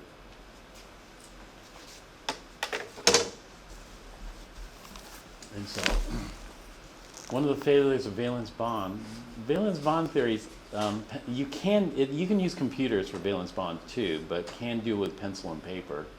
MO it's impossible to do with pencil and paper. I'll just leave it at that. Are we going to do molecular orbital theory? No, we're not. This is going to be in Chem 1A.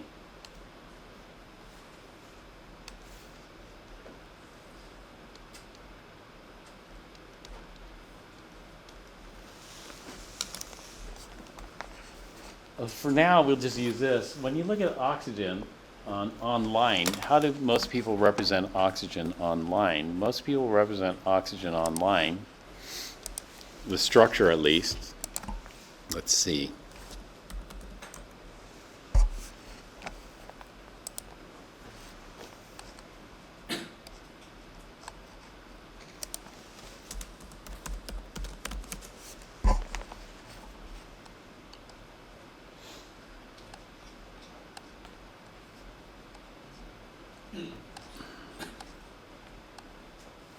Like this. They're not showing the lone pairs, but most people will just draw out the Lewis structure, which is not entirely correct.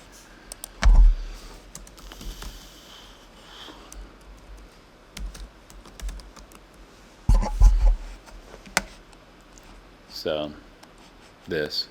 They're not showing the lone pairs here. It's a shortcut method.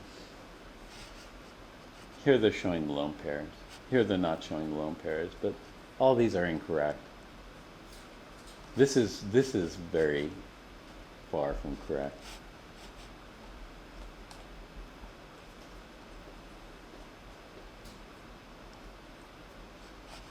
Yeah. This kind of thing is people just looking at shells and that kind of stuff. Visualizing shells. There's no orbits.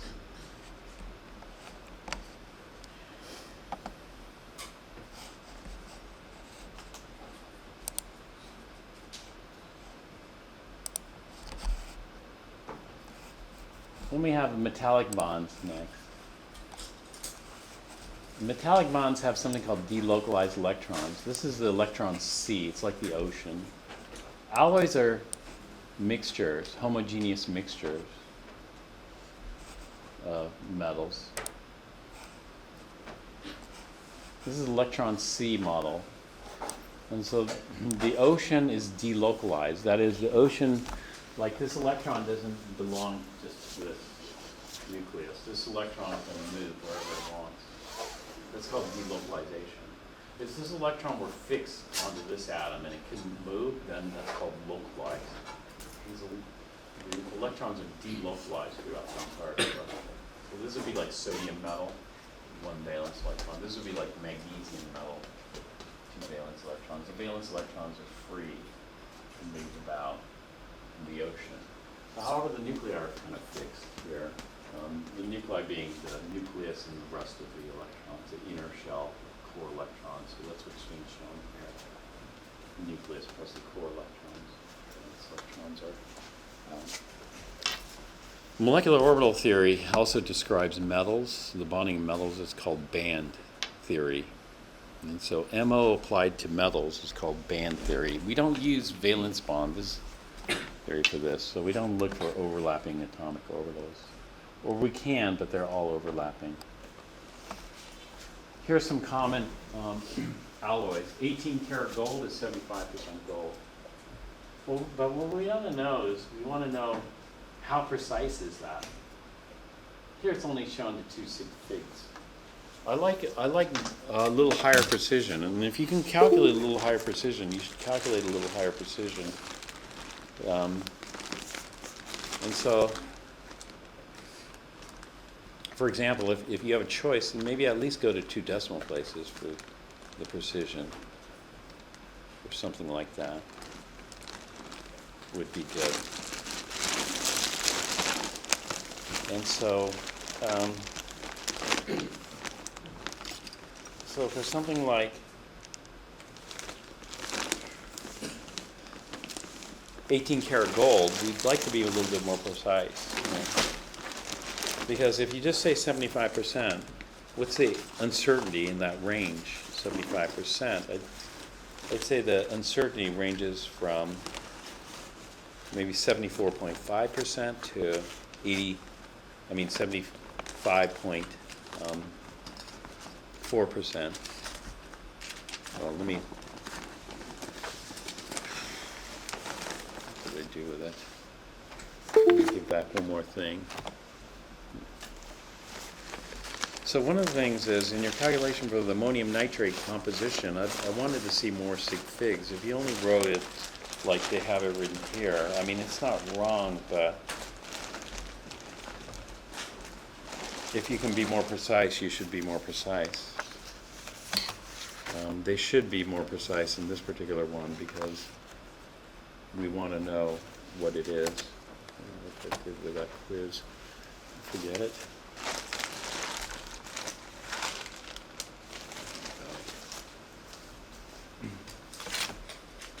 Maybe it's exact. You know, it's the definition. So the closer you get to 75.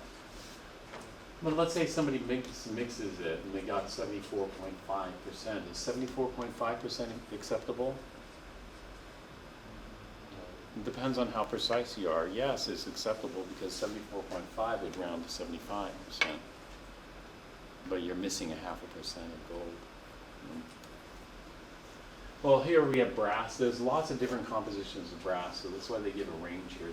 There should only be one composition of 18 karat, but obviously there's going to be range because it's hard to mix it exactly.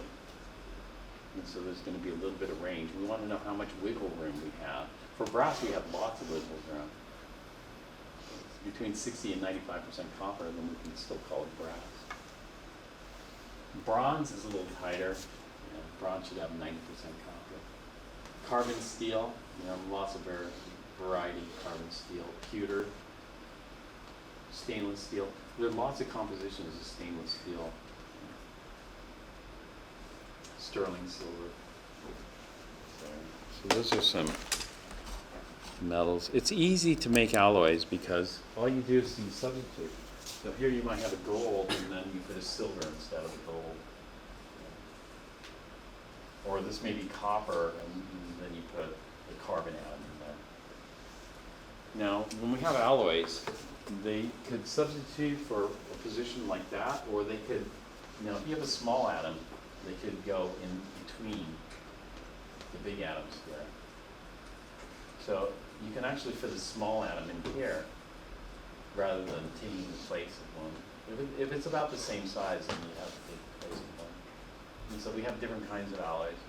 We have alloys that substitute for one of the existing atoms, and we have alloys that fit into these. Into these positions here are called interstices or holes. And so these are called interstitial alloys. But you don't have to worry about that. But I know that, like on the AP chemistry test, they talk about that kind of stuff a lot. Surprised me.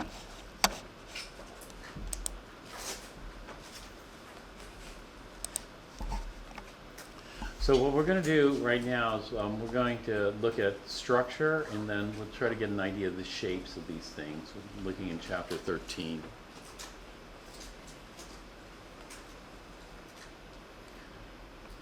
So we're going to look at drawing Lewis structures of ionic species and covalent species. We're mainly going to focus on molecules, molecular compounds. And so there's going to be a set of rules here. When we draw the Lewis diagram, you don't have to write this down. We're going to do this over and over again, so it'll become easy. Step 1, count the total number of valence electrons. And so what we do is we look at all the atoms we have, and then we figure out how many total valence electrons. And then 1A, 1B, we adjust for the charge on ions. So for example, if it's negatively charged, it means it has extra. If it's positively charged, that means it's missing. And so we have to adjust it. Step 2, place the least electronegative atom in the center. This is just a rule. In general, that's usually what happens. The more electronegative elements go on the outside, the least go in the middle. Step 3, draw the tentative diagram, join atoms by single bonds. So this is for covalent, this is for molecules, this is not for ionic lattices. Step 4, step 3, B, let's say. 3A, draw the tentative diagram, draw 3B, join them by single bonds, 3C. Add unshared pairs to complete the octet around all atoms except hydrogen. Okay, what we do is we complete the octets to the outside, more electronegative elements first. And so complete the octets to the more electronegative elements first. Calculate the number of valence electrons in the tentative diagram and compare with the actual. If diagram has more, remove lone pair from central and terminal atoms and replace with additional bonding pairs. Repeat process till the number matches. Step 5, check the Lewis diagram. Hydrogen atom must have a duet, one bond, and all others should have a total of 4 electron pairs. And those 4 electron pairs can come in different scenarios, like, for example, a triple bond and a single bond, 2 double bonds, 4 single bonds. Have different. Okay, we're just going to go through these rules kind of fast and then just look at examples. So resonance structures and isomers. Resonance structures are 2 or more equivalent Lewis structures for a molecule or ion that are created by changing only the position of electrons in which the actual species is an average of resonance structures. So these, we have a choice. It can go between atoms A and B or atoms B and C. And they make equal structures. Well, those are called resonance forms. The resonance hybrid is the actual structure that is an average of 2 or more. So it's a hybrid of the individual structures. Then we have isomers, 2 compounds having the same molecular formula but different structure. Those are called isomers. We'll look at those as well. So these we're going to go through quite quickly here. So those are for drawing Lewis structures. And then we look at the shape using electron pair geometry or VESPER. So, when we look at these, we got to realize that pairs or groups of electrons have repulsion. And so this is called valence shell electron pair repulsion theory. And this gives us an idea of the geometry or the shape of things. And we have something called the electron pair angle or electron group. I'm not going to call them pairs. I'm going to call it groups. Electron pair or electron group angle. And the tetrahedrons is the geometric shape. This is kind of out of place. I don't know why Praglici does this so much. That's out of place, but we'll talk about tetrahedrons later.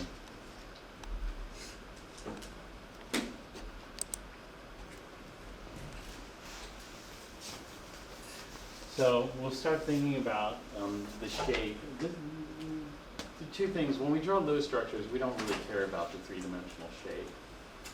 But if we care about the three-dimensional shape, then we're going to take that Lewis structure and tweak it.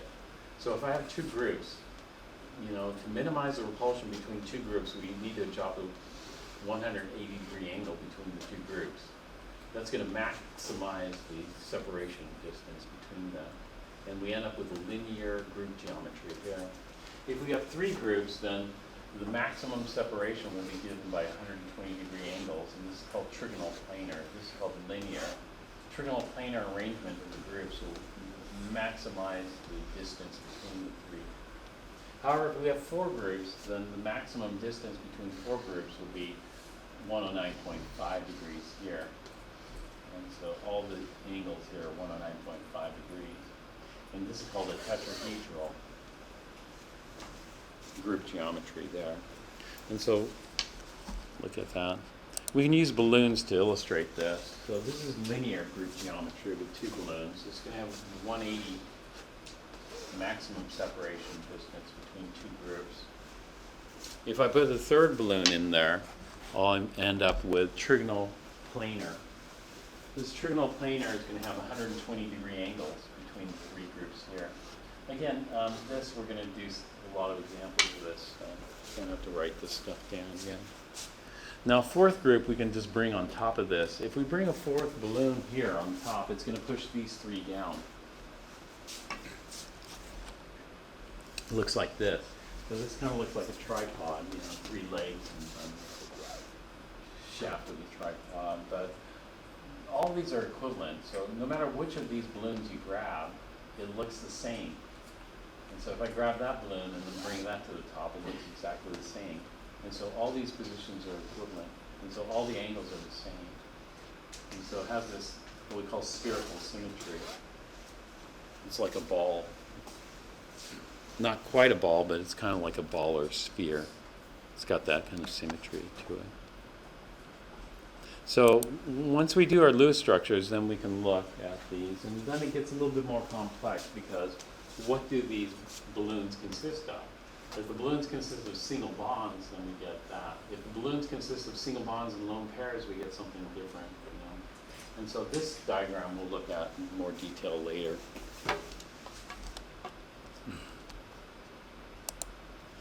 We try to draw things as three-dimensionally as possible. And we call that wedge dash diagrams. So we'll talk about this too. And we have molecular geometry. All right, so let's take a look at some examples here. We're going to look at NCl3 as an example of doing this. So the first thing we're going to do is just draw the Lewis structure following their rules that they have for the Lewis structures. Now, for Lewis structures, we need to figure out the valence electrons. So the valence electrons we just figure out from the periodic table. So group 1 has how many valence electrons? 1. Group 2? This is group 3. A has 3, 4, 6, 7, and finally an octet, 8. And so figuring out the number of valence electrons it should have, we just look at the periodic table. That tells us how many valence electrons it should have. So the examples we're going to do are some simple examples here.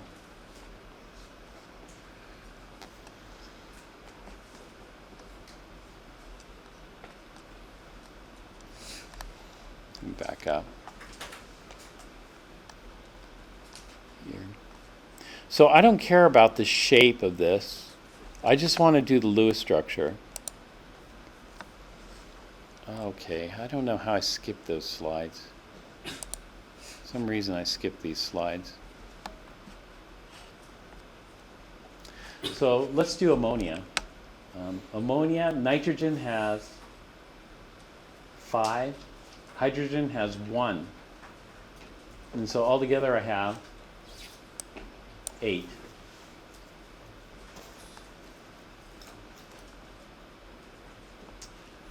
Hydrogen's less electronegative, but it can't go in the center. Hydrogen can only form one bond. Let's throw in some additional rules here.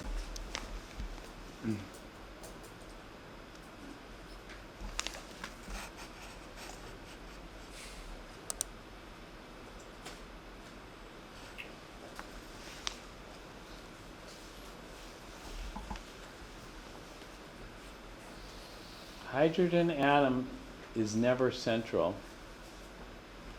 We call this a terminal. H and F can only form one bond.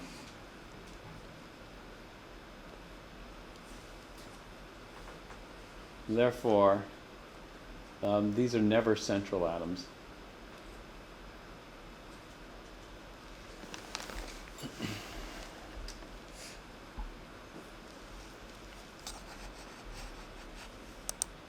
All right, so the way I do it is, let's just do it from the very beginning.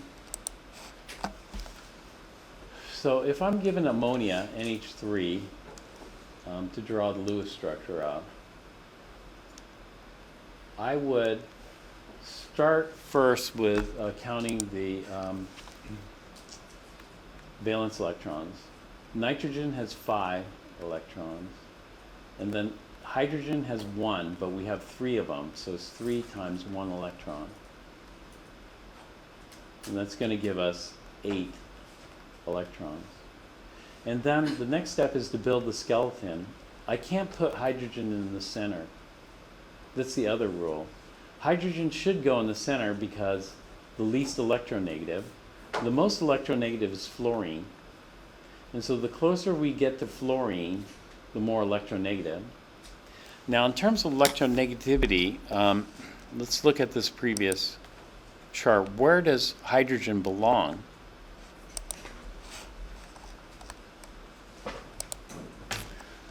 Take a look carefully at this chart and tell me, where does hydrogen belong?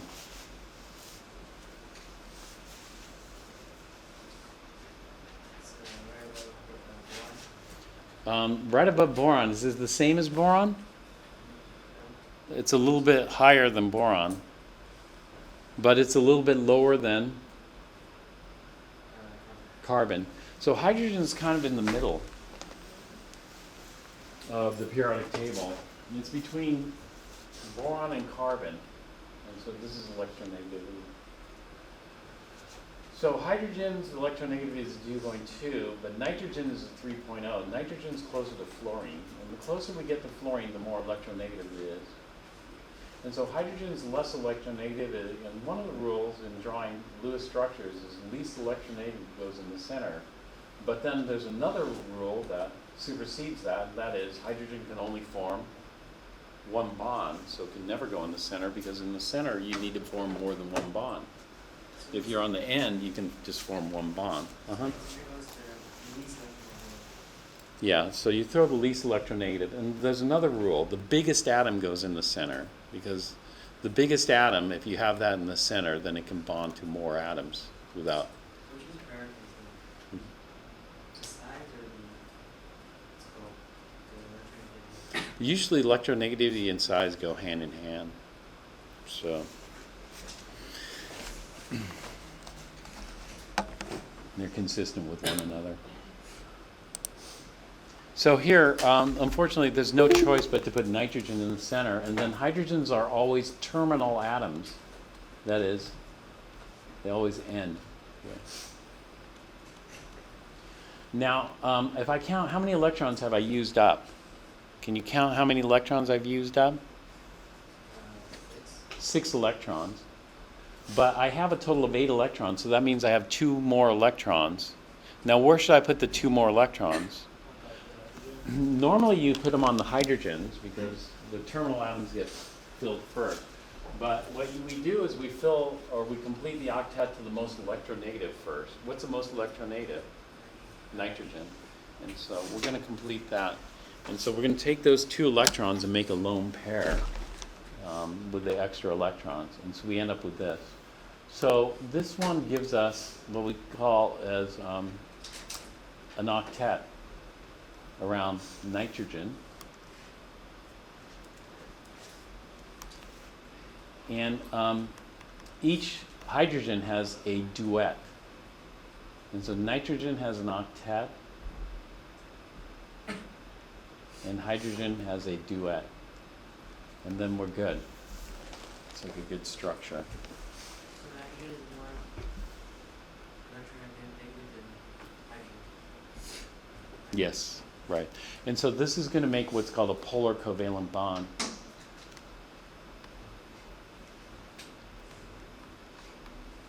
If I look at the electron cloud with these two electrons here, the lone pair belongs entirely to nitrogen. And so that lone pair is right on top of the nitrogen. It doesn't have to be shared. But these ones have to be shared, so it kind of skews it. Nitrogen's stronger, so it's going to take more of the cloud. But hydrogen doesn't completely let go, because hydrogen has a little bit of strength. And so we're going to get a asymmetric electron cloud distribution to the bonds there. This is polar covalent. Let's figure out what delta En is for this. Nitrogen is a 3.0, hydrogen is a 2.2, so delta En is 0.8. Polar covalent.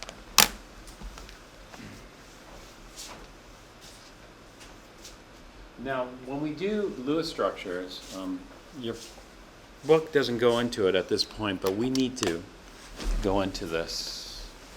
Did you say that the electronegativity is 0.8? The difference in electronegativity, delta En.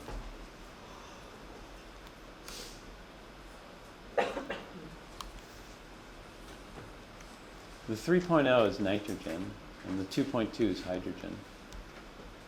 The difference between the nitrogen and hydrogen is 0.8, which means it's polar covalent.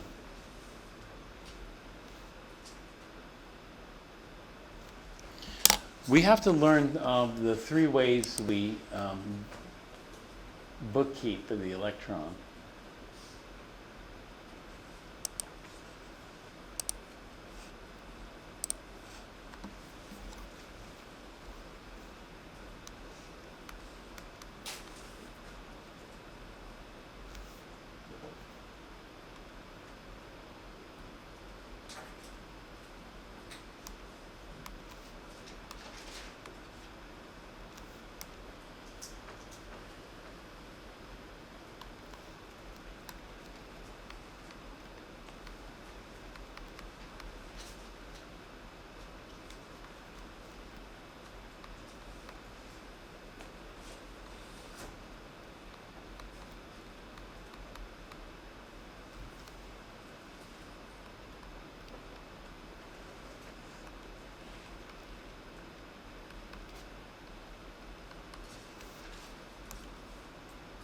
We count the octet duet.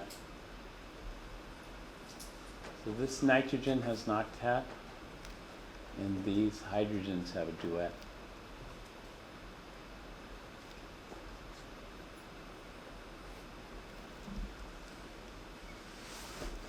These lone pair belongs just to that nitrogen.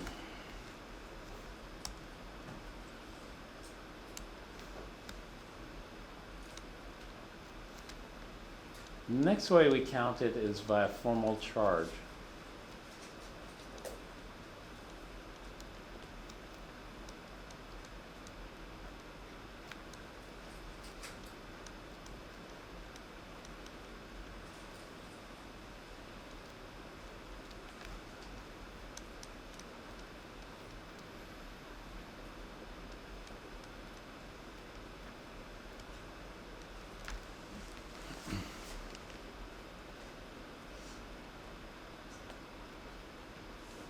Which one's stronger, nitrogen or hydrogen?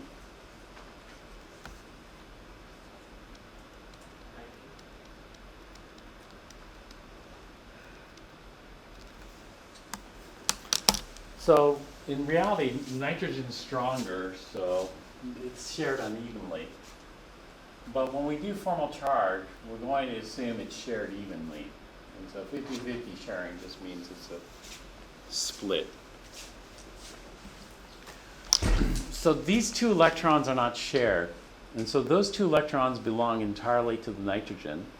However, we have one pair of electrons that forms a single bond to the hydrogen. And what we're going to do is we're going to assume that it's split evenly. So these two belong entirely to nitrogen, but these two, only half of them belong to nitrogen. The other half belong to hydrogen. Is that accurate? No, it's not accurate, but it's the way we're going to do it. And then we look at the other bonds and do the same exact thing.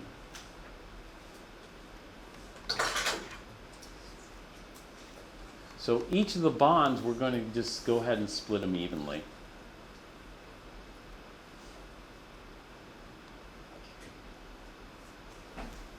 So how many electrons does nitrogen end up with?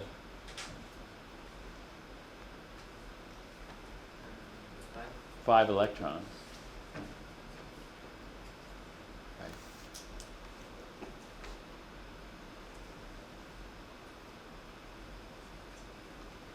How many does hydrogen end up with?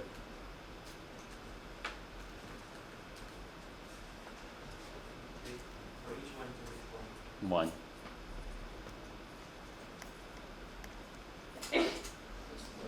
So the charge is the difference between what it has and what it's supposed to have. And so the charge is equal to what it's supposed to have.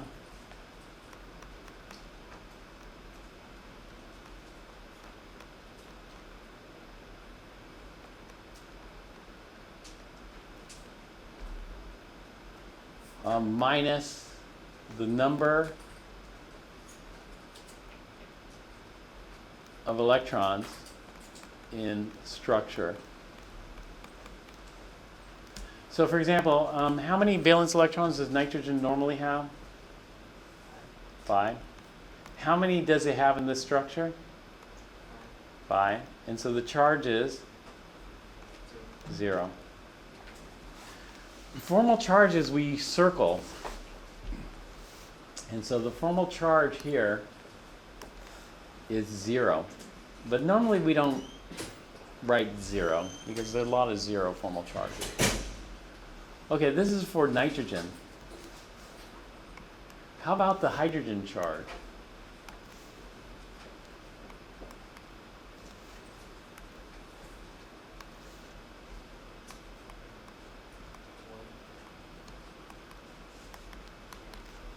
Normal valence is 1. How many does it have in this structure? 1. And therefore its formal charge is 0. So each hydrogen has a 0 formal charge.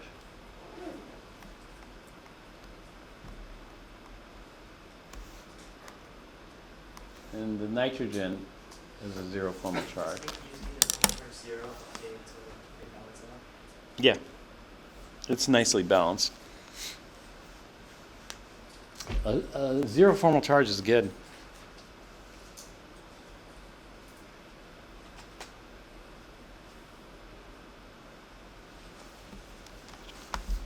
What's the opposite of 100% covalent?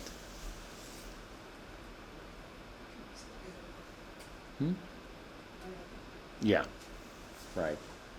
The opposite of 100% covalent is 100% ionic. And so that comes up to number 3 here. The third way of counting electrons is by doing something called oxidation state.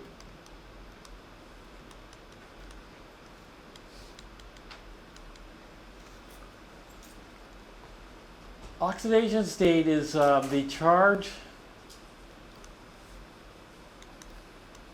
assuming the bonds are 100% ionic.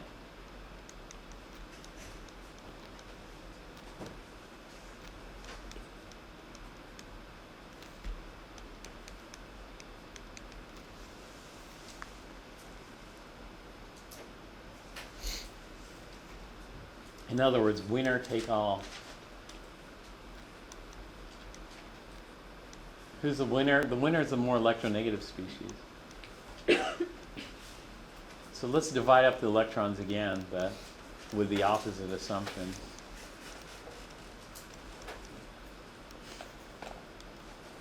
If we divide up the electrons again, this lone pair here belongs entirely to the nitrogen. But here we have some shared electrons. Shared electrons belong to both nitrogen and hydrogen. However, we're going to assume winner take all.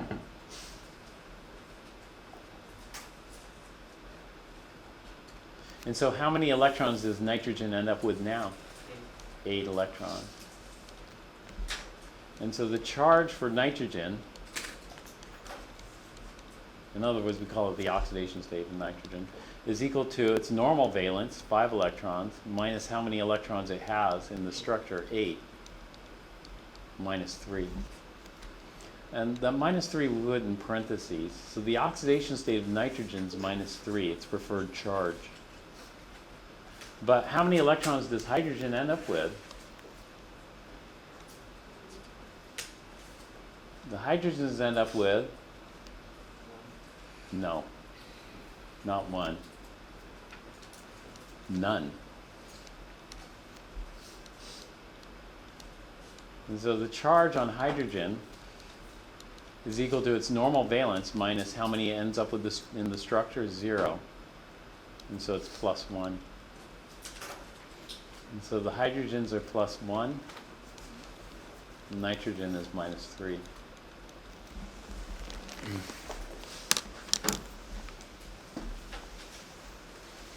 Now, in ammonia, is the bonding 100% covalent? No. Is it 100% ionic? No. It's somewhere in between. Somewhere in between we call polar covalent. And so this gives us the fourth way of doing it.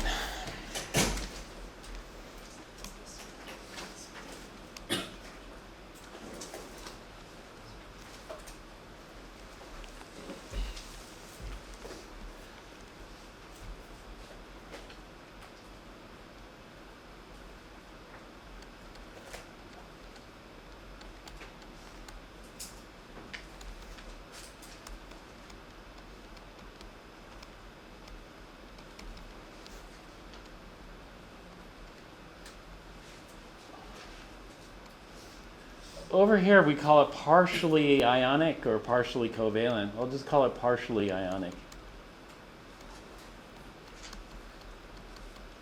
And it's the polar covalent. This would be nonpolar. This would be extremely polar.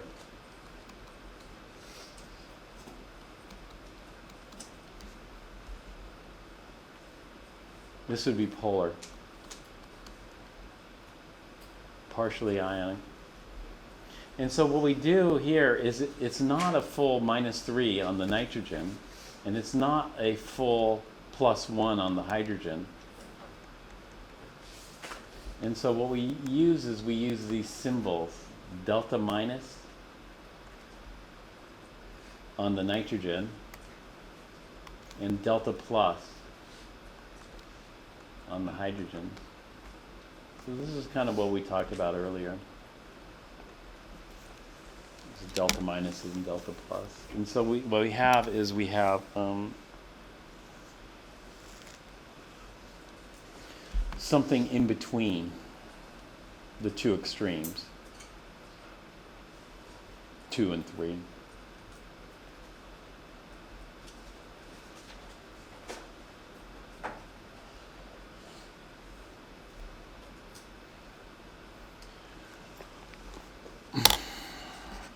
Now, even though 2 and 3 aren't always accurate, they're very useful for us.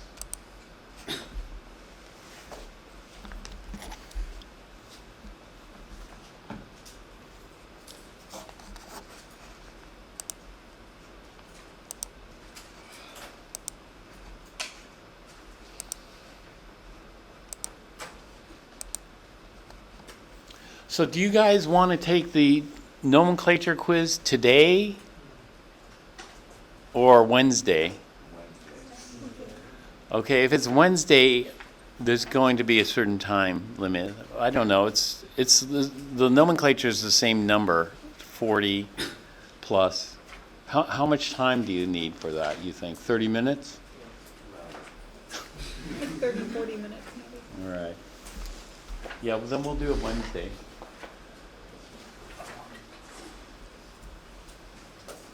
All right. For redox, oxidation states are the most useful.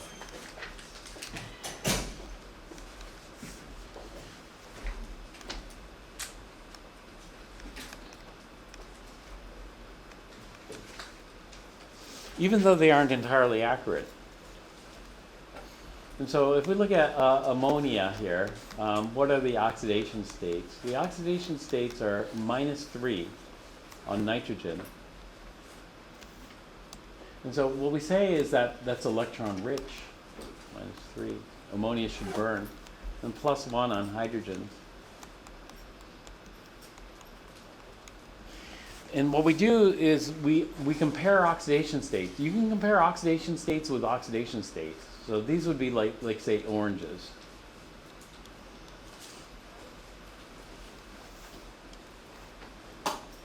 For acid base, sometimes the formal charge is most useful. For other applications,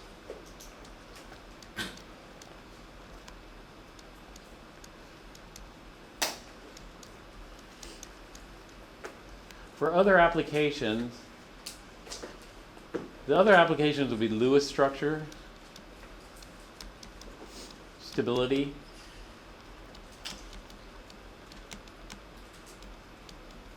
and Lewis acid base.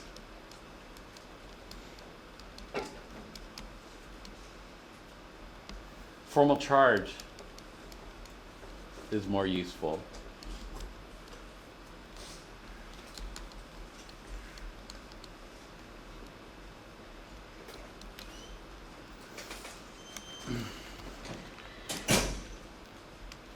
So the formal charge on nitrogen is 0. On hydrogen, it's 0. On this hydrogen, it's 0. This hydrogen is 0.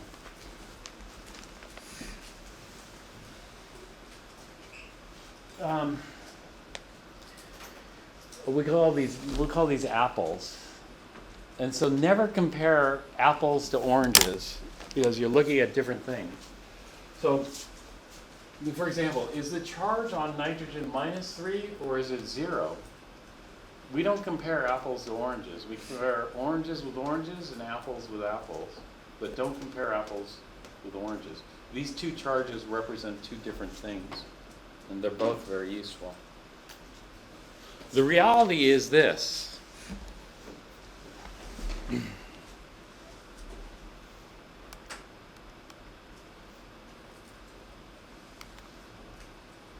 The compromise between the two, we could say more accurate,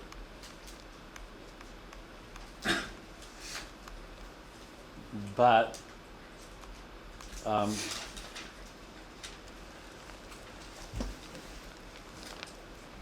less useful in certain respects, but potentially less useful.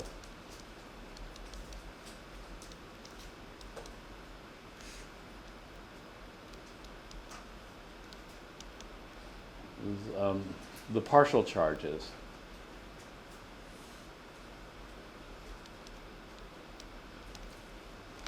So the charge between for nitrogen is between 0 and -3. I don't know what that is, so we're just going to call it delta minus. Delta minus is something between 0 and -3.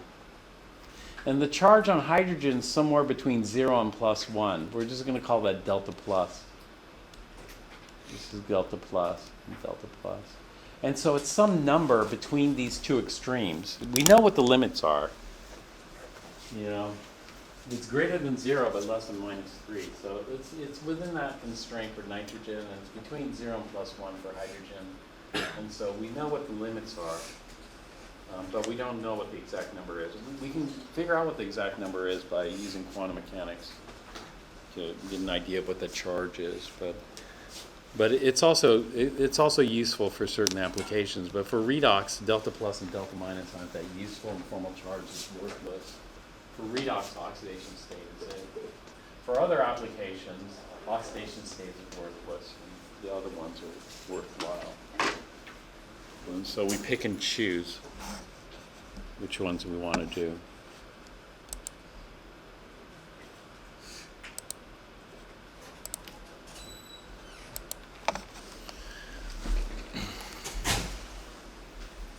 All right, I just did that. Why don't you do this one for me?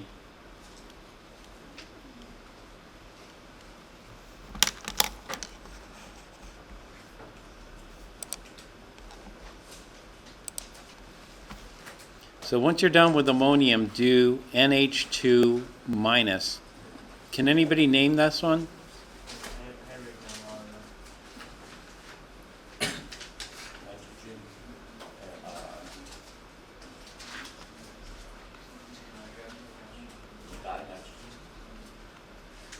No, that's for neutral. This would be nitrogen dihydride or something like that if it were neutral, or dihydrogen nitride. But this is an ion.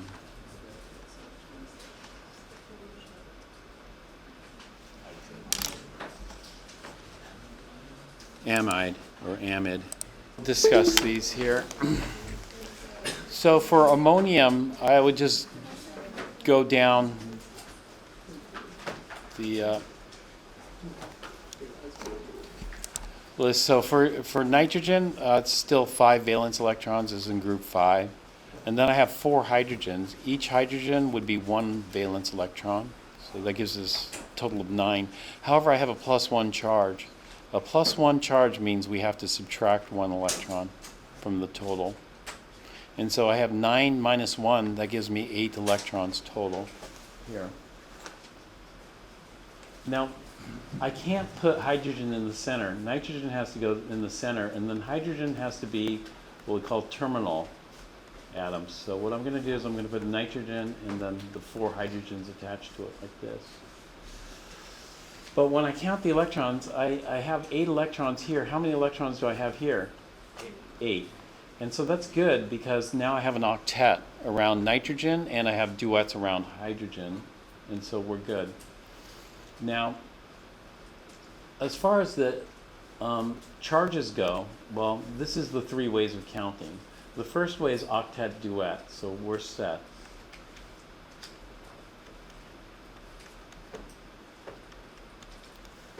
Here. And so this is the first thing we always look for. We always look for the octet rule. And then the hydrogens have a duet. So the octet is good. Duet is good for hydrogen. Okay, the next way we look at this is by looking at the formal charge. So when we look at the formal charge, what I'm going to do is I'm going to split the bonding electrons in half. Not the electrons themselves, but the pair. Split it into singles. And so what that means is I'm going to slice the bonds in half here.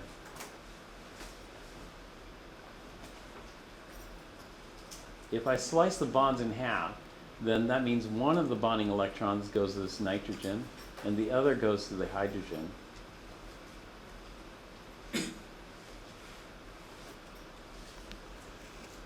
So how many electrons does nitrogen end up with? 4. How many is it supposed to have? 5 minus 4. Yeah, right. It's going to be 5 minus 4, which gives us plus 1. And so its formal charge is plus 1. Now we don't, for formal charges, we don't usually write the 1. Let me redo this. You just write E. You just write, no, the positive symbol circled. And so normally for formal charge, we write it like this, plus the circle around it. That would be for the nitrogen. That was a positive. How about the hydrogens? E1, E minus 1E. 1 minus 1 is 0, right? And so we end up with a structure that looks like this here. We need a positive charge on the nitrogen. And so, I'm not going to do it here. I'll do it over here.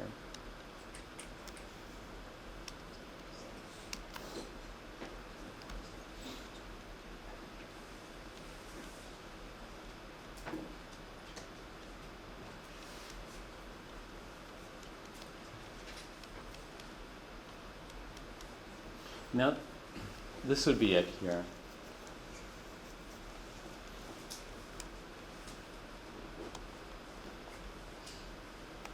This is covalent. That.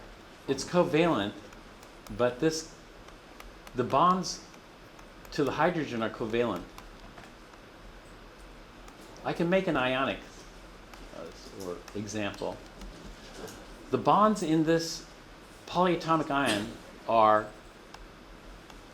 covalent. However, this polyatomic ion can ionically bond to an anion like this. And so within this, we have two types of bonds that are shown here. One, these are polar covalent bonds.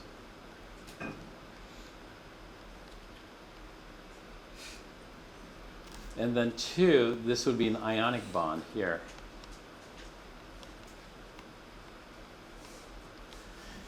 And so polyatomic ions like these have covalent bonds within the ion, but the polyatomic ion itself can ionically bond to other ions. So that would be it. So we have a positive charge. That positive charge, what we do is we sum up all the formal charges to get the net charge. So that's this out here. This is the net charge. It would be N would be 1 times 1 gets charged, and H would be 4 of them times 0, which is 0. We do it like this. We sum up all the formal charges, FCs.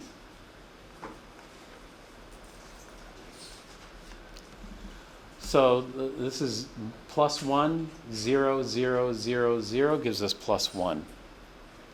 And so in this case, it would be plus 1 plus 0 plus 0 plus 0 plus 0, which gives us plus 1.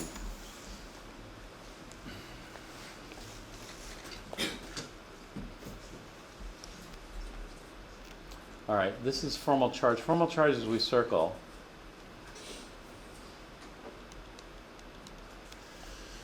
Okay, the third way we count the electrons is by oxidation state, OS, I'm going to call it. Here, winner takes all. So we have these 4 hydrogens attached here. Nitrogen would have 8 of them. Yeah, nitrogen would take all of them. The winner is a more electronegative species. So in this case, nitrogen ends up with how many electrons? 8. Right. Would be, the formal charge would be 5 minus 8. Yeah. The oxidation state would be 5 minus 8, which is negative 3. How about the hydrogens? It would be positive 1. Positive 1. Here we actually write the 1. Here we usually omit the zeros. So is nitrogen plus 1 or minus 3? Well, it depends on how you look at it and how we want it to react. It's both in this case. Because, you know, we're comparing apples and oranges.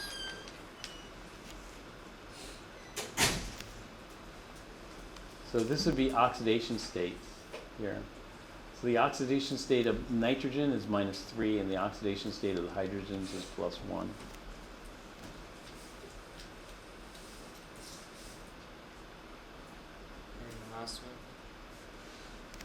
The last one is somewhere in between the two extremes.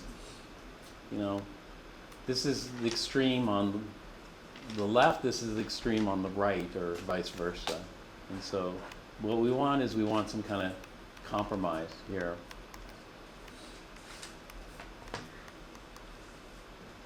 And so nitrogen's charge is going to be between +1 and -3. So it's going to be delta minus is where delta plus is. And that's what we end up with, the Lewis structure. In other words, the other way of doing this is not by looking at the two extremes. The other way of doing this is by looking at the polarization of the electron cloud. The electron clouds are going to be polarized towards nitrogen, making nitrogen negative. And so we see this asymmetric electron cloud here. Yeah.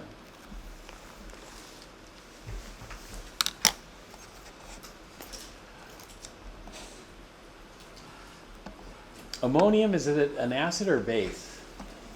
Ammonium is It's a weak acid. Amide, do you know amide? Amide is a strong base. well, weak acids have the positive charge and the base have the negative charge. Yeah, basically. Acid-base properties are really going to be dictated by the formal charges and other considerations.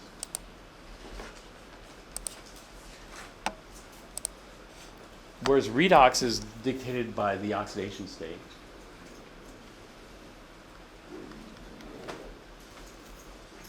So let's take a look at amide.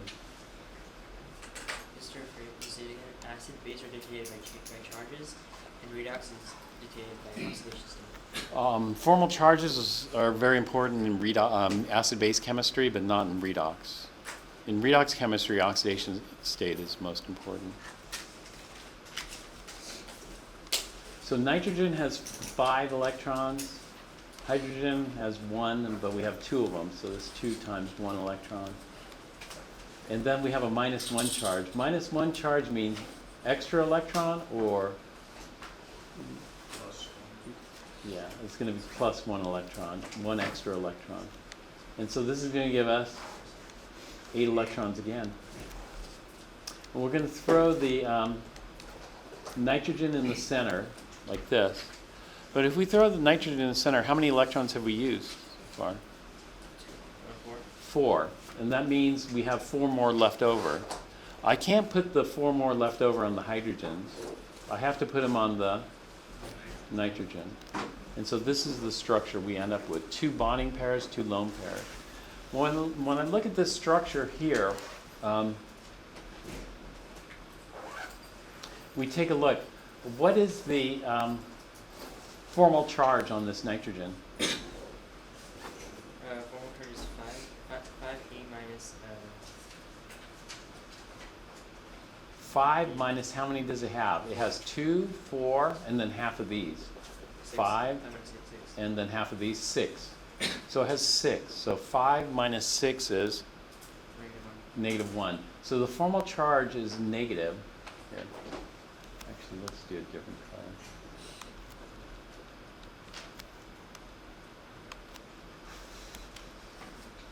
The formal charge. For hydrogen, it'd be definitely.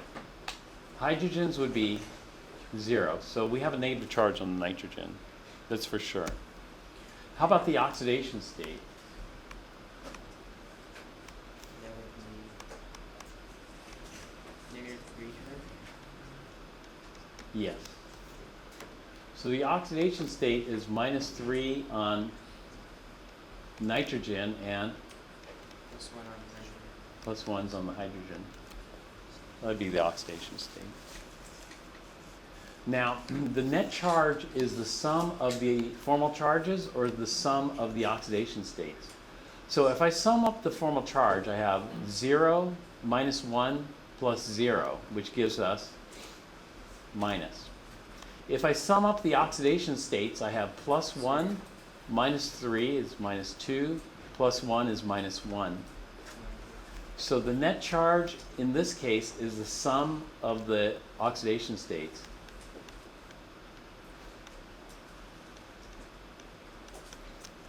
Right above is the sum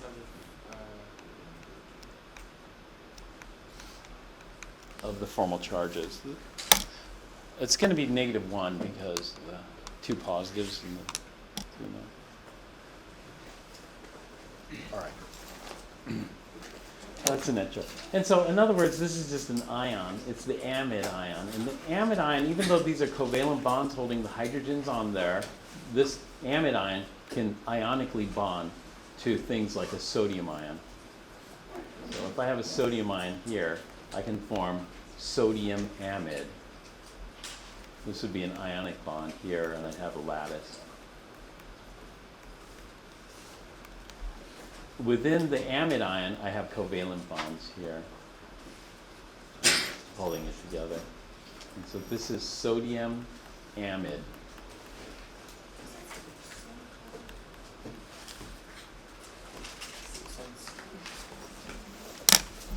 All right, we're out of time here, so stop. Tomorrow we're continuing the titration lab. So.